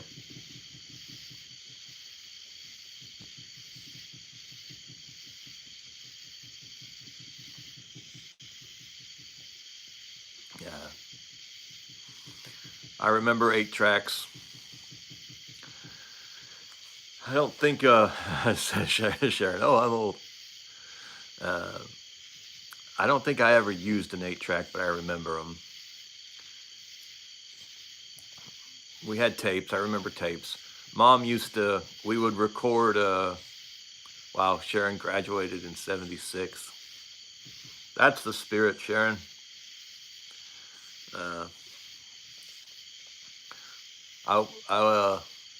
Budget Prepper, we appreciate you, sir. Appreciate you hanging out with us. Ooh, Costanza had a 75 Vega. The Vegas were cool cars. I liked the Vegas. I think they were neat little automobiles. I really liked the Mavericks, too, if you remember the Mavericks. I think that would be a fun little hot rod. Not that it's a muscle car or anything, but they just had kind of a cool shape, and they weren't crazy popular.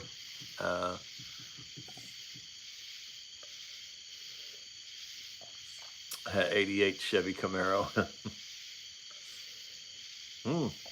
Costanza's dad had a 75 Maverick. I really like them. I also like the old 2-door Falcons a lot too, though. I mean, everyone does. That's a cool car. And that's not... Ooh, Papa Smurf had the T-top. I went to one of my proms in an '84 Firebird with the T-tops. It was my grandma's car, and she let me borrow it. Uh, Costanza has an LS and an '88. Nice.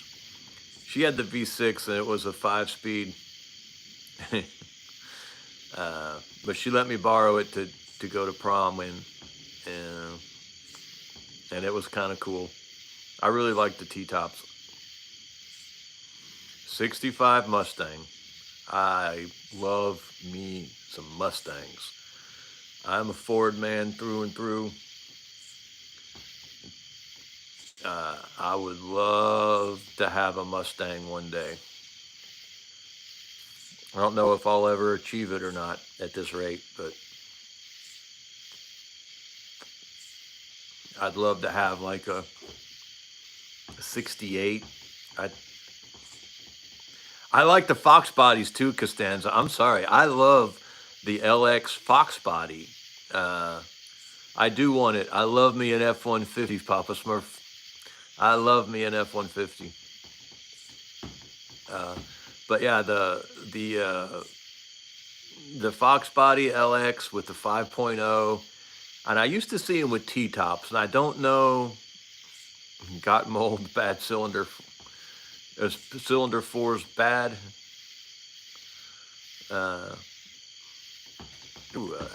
F-150 Coyote. Is the cylinder bad, or is it just like the coil pack or something, Papa Smurf? Oh, wait, you're up north. That thing's probably, body's falling off of it probably, huh? But I used to see it. The Marine Recruiter when I was growing up, might have been why I ended up in the Marines, had one. And it was, yeah, it might just be like a bad ring or something. He had one, and it was gray, and he had the windows tinted, and he had the T-tops in it, LX body, 5.0. It was hot. I would love to have one. I'm not a big fan of the convertibles. Yeah, the thing with the F-150s, and this is why I like them so much, is they fall apart almost immediately. Like you drive them off the lot and they fall apart.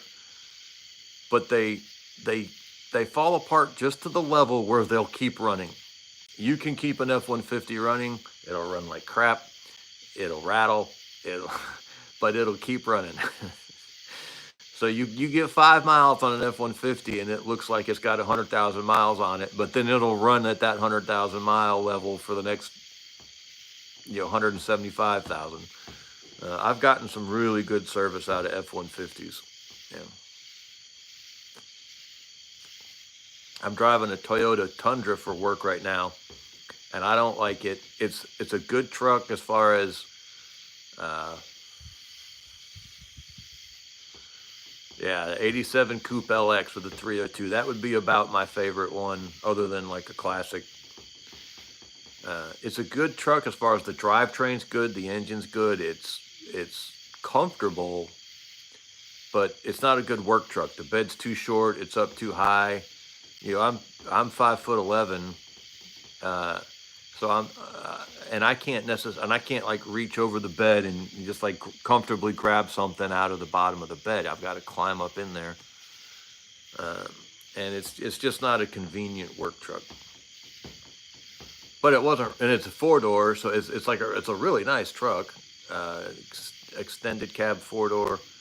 It would be a great truck for someone who just needs to haul his lawnmower around on the weekends, or run up to the building supply and get something to fix his deck. But I mean, I have a ladder rack. I've got 32-foot. I've got multiple ladders on there and all this stuff, and it's not a good truck for what I do. But it is a well-engineered machine. I can tell you that. It's got about 180,000 miles on it, and the engine runs good, and the transmission's good. The interior's in good shape, and it's definitely a well-engineered machine. I'd sell it for $1. Well, Papa Smurf, for $1, I'd buy it, sir.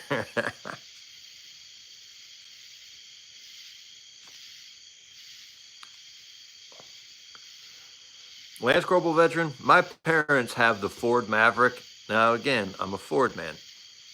Uh, but that little Ford Maverick, they've got the hybrid version, and it is a great little truck. Uh, I wish we were closer, Papa Smurf. I would definitely want to take a look at that. Uh, I have been very, very impressed with it. I think they paid like 27,000 for it. It was really affordable little truck. Ford's selling it at a loss to get their average fleet mileage down. So they can be a little hard to get a hold of. I don't know what the service life is going to be like. They've had 2 of them now, though. And they've gotten really good service out of them. Mark says those Ram pickups are a scam.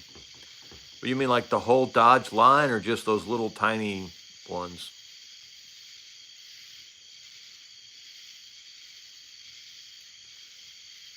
Buck's got a 2017 F-150 that's done him good. Papa Smurf paid $36,000 for this truck he's going to sell for $1. That's the problem with vehicles, man, is they're just a money pit. Even the best one is, it's just money gone. It's probably money you have to spend, but it's money that's gone. My oldest daughter, the one that I'm rebuilding a relationship with, is a car salesman, a saleswoman.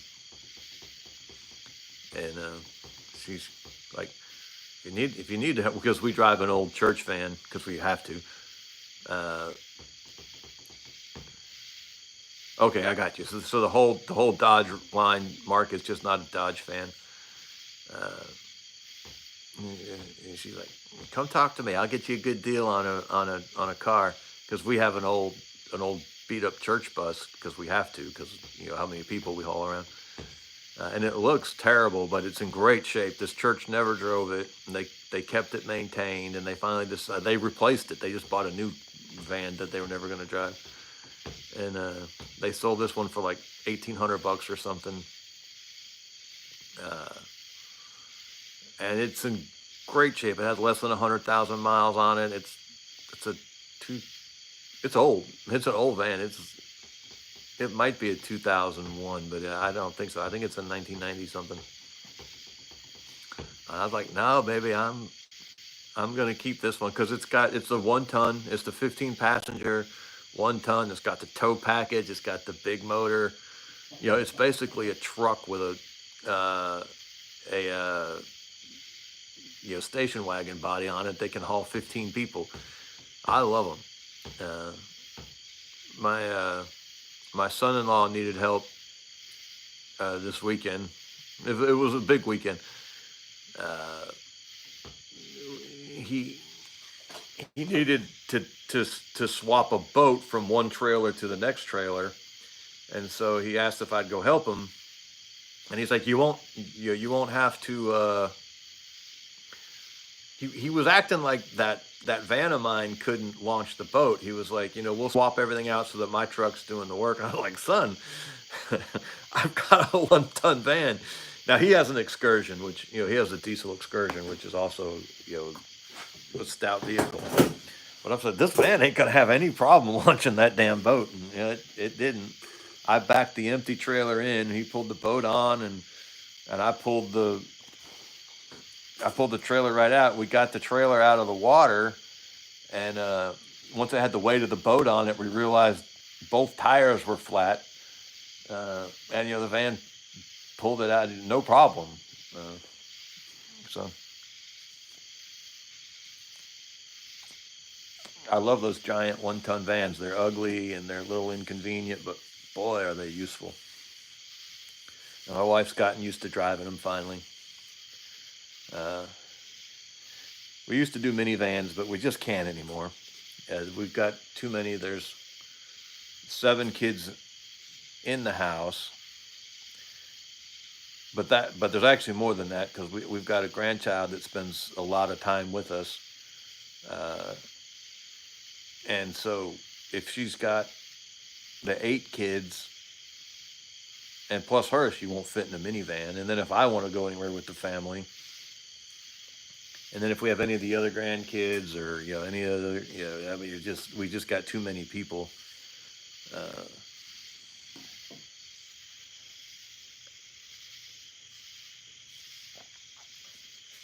so we could technically.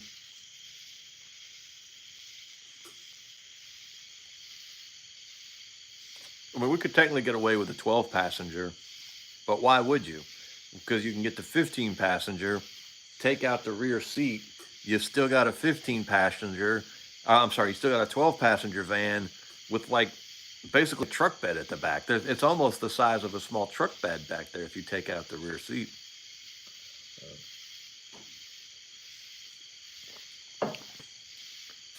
The problem is that you used to be able to get the church vans really cheap all the time everywhere.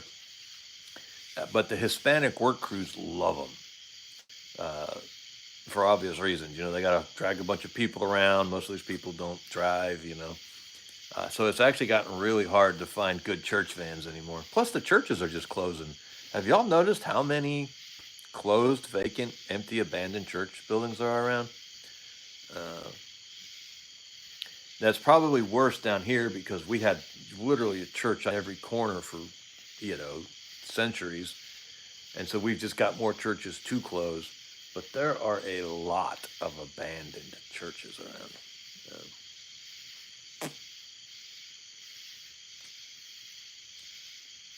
I might have tortured this one as far as it's going to go, man.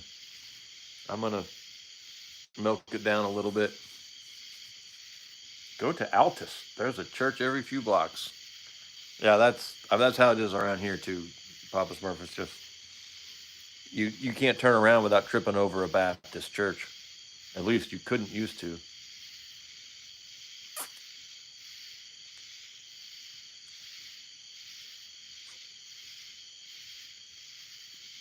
My father-in-law church is like that, Lance Corporal veteran. It used to be a very vibrant church. They had a Christian school attached to the church, but they've just all aged out, and now they've found a Hispanic congregation to share the building with them because they can't keep it up, and this Hispanic congregation is they're Hispanic Pentecostals. I want to go see it one day just to see what it's like. To hear my father-in-law describe it, it sounds like quite the experience. I grew up Pentecostal, so I'm used to the environment, but it sounds like they put a very unique spin on it. And while I'm not a natural fit for the Pentecostal church anymore, I still enjoy the culture surrounding it. So it might be fun to go see how these Hispanics do it. It sounds like they have a lot of fun.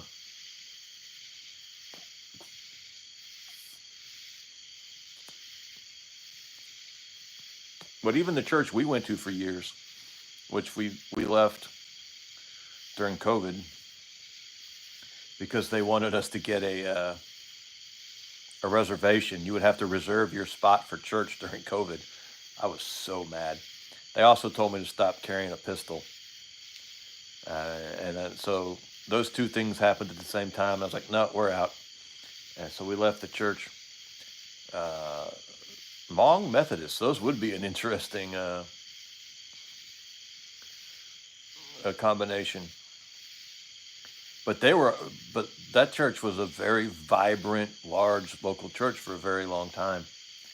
And it's on its way. And just the last couple of years, it was an advanced stage church and people started dying, and the church is just a shadow of its former self. It's very sad. It was a good church. It was good people. They were a little silly. It was a denomination that was real heavy with the Yankees, Northerners, and which is why they were so freaked out by my pistol. And they couldn't even see it. I was concealed carrying, but I just, people knew me and knew that I carried. And so they got one of the elders to come to me, and the elder was a young guy, really, really good young man who I had liked and admired and who I had a decent relationship with. And they got him to come tell me that I couldn't carry anymore. And he was just, oh my God, he was tore up about it. And he was so apologetic. And he was like, this has just been causing me so much stress to have this conversation with you. I'm so sorry. And I was like, well, brother, I know it's not coming from you. I know you're on board, but obviously, if I'm not good enough to carry a pistol, I mean, I qualified expert with a pistol in the Marine Corps. If I can't carry a pistol in your church, no one can carry a pistol in your church, and I will just move on. We did, because we hadn't been Torah keepers when we started going to the church, and we had started the Torah keeping and really gotten involved in it anyway. So it was already a little bit of an uncomfortable fit. And that was just the last little nudge I needed to say, all right, we don't belong here.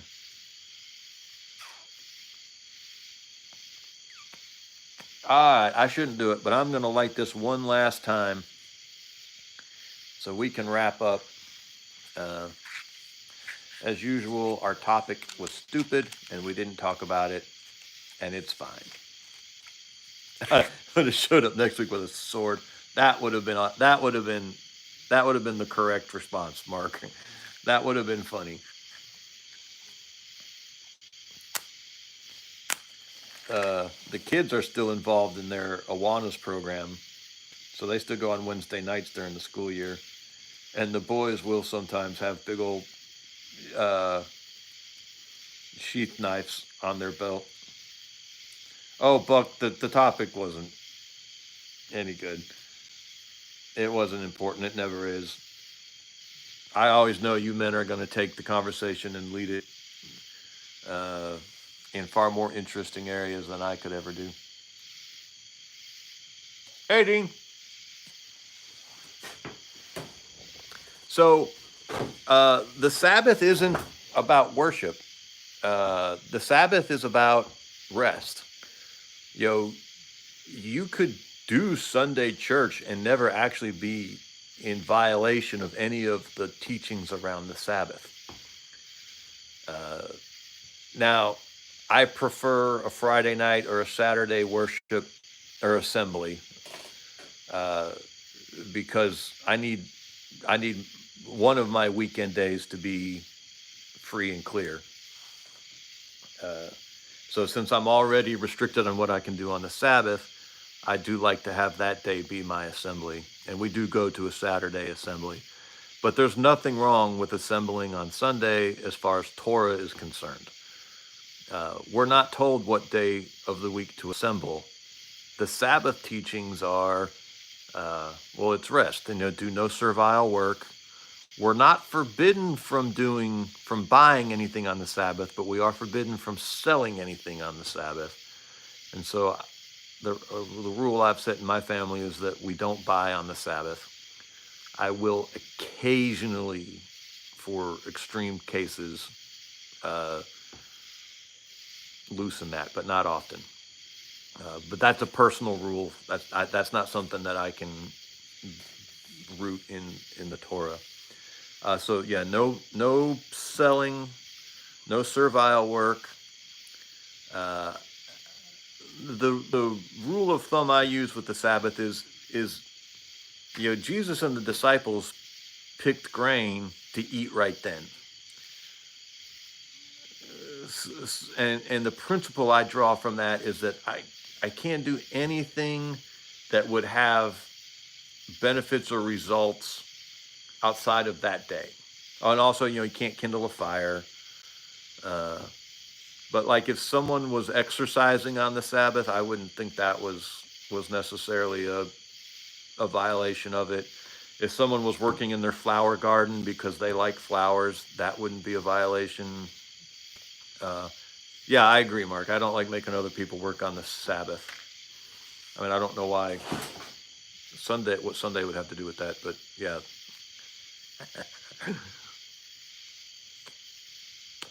Being a jackass again. So we do go to a Messianic Jewish assembly, which we're not Messianic Jews, but it's the closest we can get. And there's people there who attend both the Messianic service on the Saturday, and then they'll attend a Sunday service as well. In fact, one of the guys in the assembly is, an ethnic Jew who is Messianic. He believes Jesus is the Messiah, and his wife is not a Jewish. She's a mainstream Christian, and so they go to both services together. They go to ours on Saturday, and then they go to a more mainstream service on Sunday. And I don't have a problem with that. I don't do it because I don't have that much time, and I wouldn't anyway. But I don't see a conflict between a Sunday assembly and Sabbath keeping. Now, someone smarter than me might be able to school me and tell me where I'm wrong. But that's my understanding of it as of right now. Might change in the future as I gain more knowledge. I don't think so, though.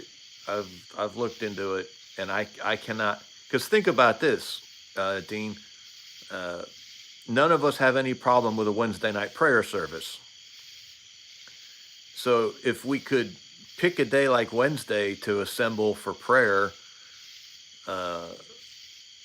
the act of actually assembling on Sunday, in and of itself, as long as there's no other complicating factors, that wouldn't be a violation either.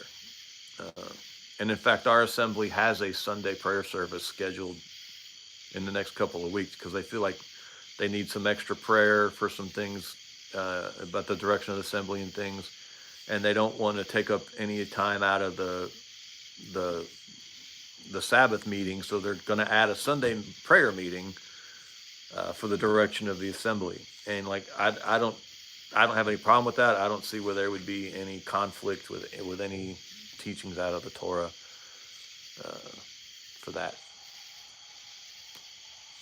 Where I would have a problem would be if someone said, and this is not a shot at Mark, by the way, because I don't even know if he says this, but someone said, no, the Sabbath day has been changed from the first day, from the seventh day to the first day, because Sunday is the first day of the week. So if someone said that they, changed the actual holy day, and the seventh day is no longer the holy day, and the first day is now the holy day, that I would struggle with, because I don't think we can go change God's things on him. He can change his things, but we can't change his things. And so if someone said, Sunday is the new Sabbath, I would need to see some scriptural support for that. And there is none. I think at that point, if you've decided that you're what I call a Hellenized believer, a Greek believer, Gentile believer, that you just don't have a Sabbath day, that you've chosen the track laid out in Acts chapter 15 that doesn't require that of you. I have not chosen that track. I have chosen to keep those Old Testament instructions that apply to me. Not all of them apply. Some of them only apply to men, some of them only apply to women, some of them only apply to priests, some of them only apply to one priest. So, not all of those old rules are relevant for every person. And I believe most believers can and maybe even should go to the Acts chapter 15 and live right there and apply those statutes, which still have dietary restrictions, by the way. Go read Acts chapter 15 and see what's required by the apostles, by Paul, at the Council of Jerusalem. You are still required to adhere to some dietary restrictions as a Christian. You're not allowed to eat blood. You're not allowed to eat animals that have been strangled or didn't have the blood drained from them. And you're not allowed to eat food sacrificed to idols. There are still dietary restrictions on New Testament believers.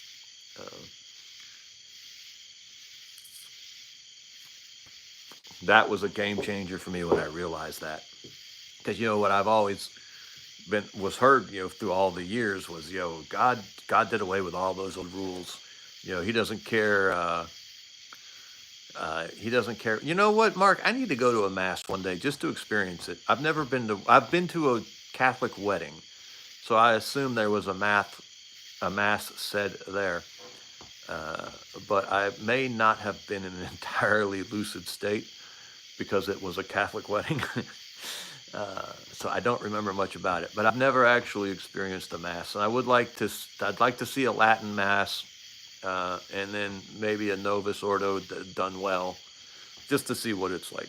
And I'd also like to see how the Orthodox do it too. I'm not a big fan of high liturgy. I have attended Anglican services, and just the whole structure of it doesn't necessarily appeal to me. But I should go experience it just once. I've also never been to a synagogue either, and I should do that too one time. But I will never compromise on Messiah, so that would just be for. I'm never going to be Orthodox or Catholic either, so I don't know why I would have to say that. But it would be interesting. It'd be cool for the kids to kind of see what other people do. And there is a Catholic church in our area. I have no idea what kind of mass they do. They just redid their parking lot recently, though, and that's usually a good sign of growth. We had an Orthodox church for a long time. The building's still there. I don't know if they're still meeting, though.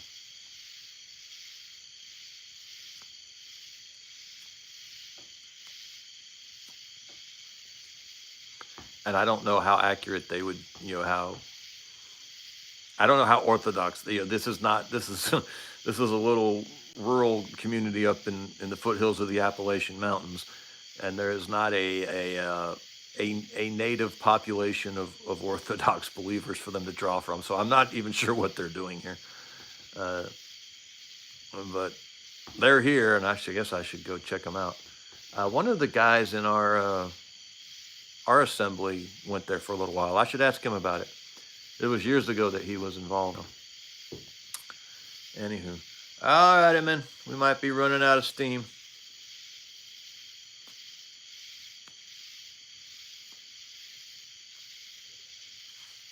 Oh, Sharon used to go to Latin Mass. Hasn't heard one in ages. I've been hearing a lot about it because I listened to this Catholic podcast called Pints with Aquinas, which the guy who does it, Matt Fradd, is a really, really good podcaster. He's an interesting presenter, and he asks interesting questions, and he has really interesting conversations. So everything I know about the Catholic Church, I've learned from Matt Fradd over at Pints with Aquinas. My parents were Catholic growing up, but they were, cultural Catholics. They never, it never sank in for them. No, Mark, he's very good. Dean, we appreciate you hanging out with us. Thank you, Sharon. We hope you have a blessed week too, ma'am. I've got like 1 or 2 more puffs on this, and it is done. I always know when I'm done when it starts singeing my mustache hairs when I puff on it. I'll hear the tss, and I'll know, oh, okay, we're done. And we're about there. All righty, man. We appreciate you guys. It was always interesting. I always enjoy talking with you men and ladies. And y'all have a good evening. I am hoping to be back next week. I'm not positive. I have to see what's going on. But that's why these are called regularly unscheduled. All right. We appreciate you guys. Have a good one.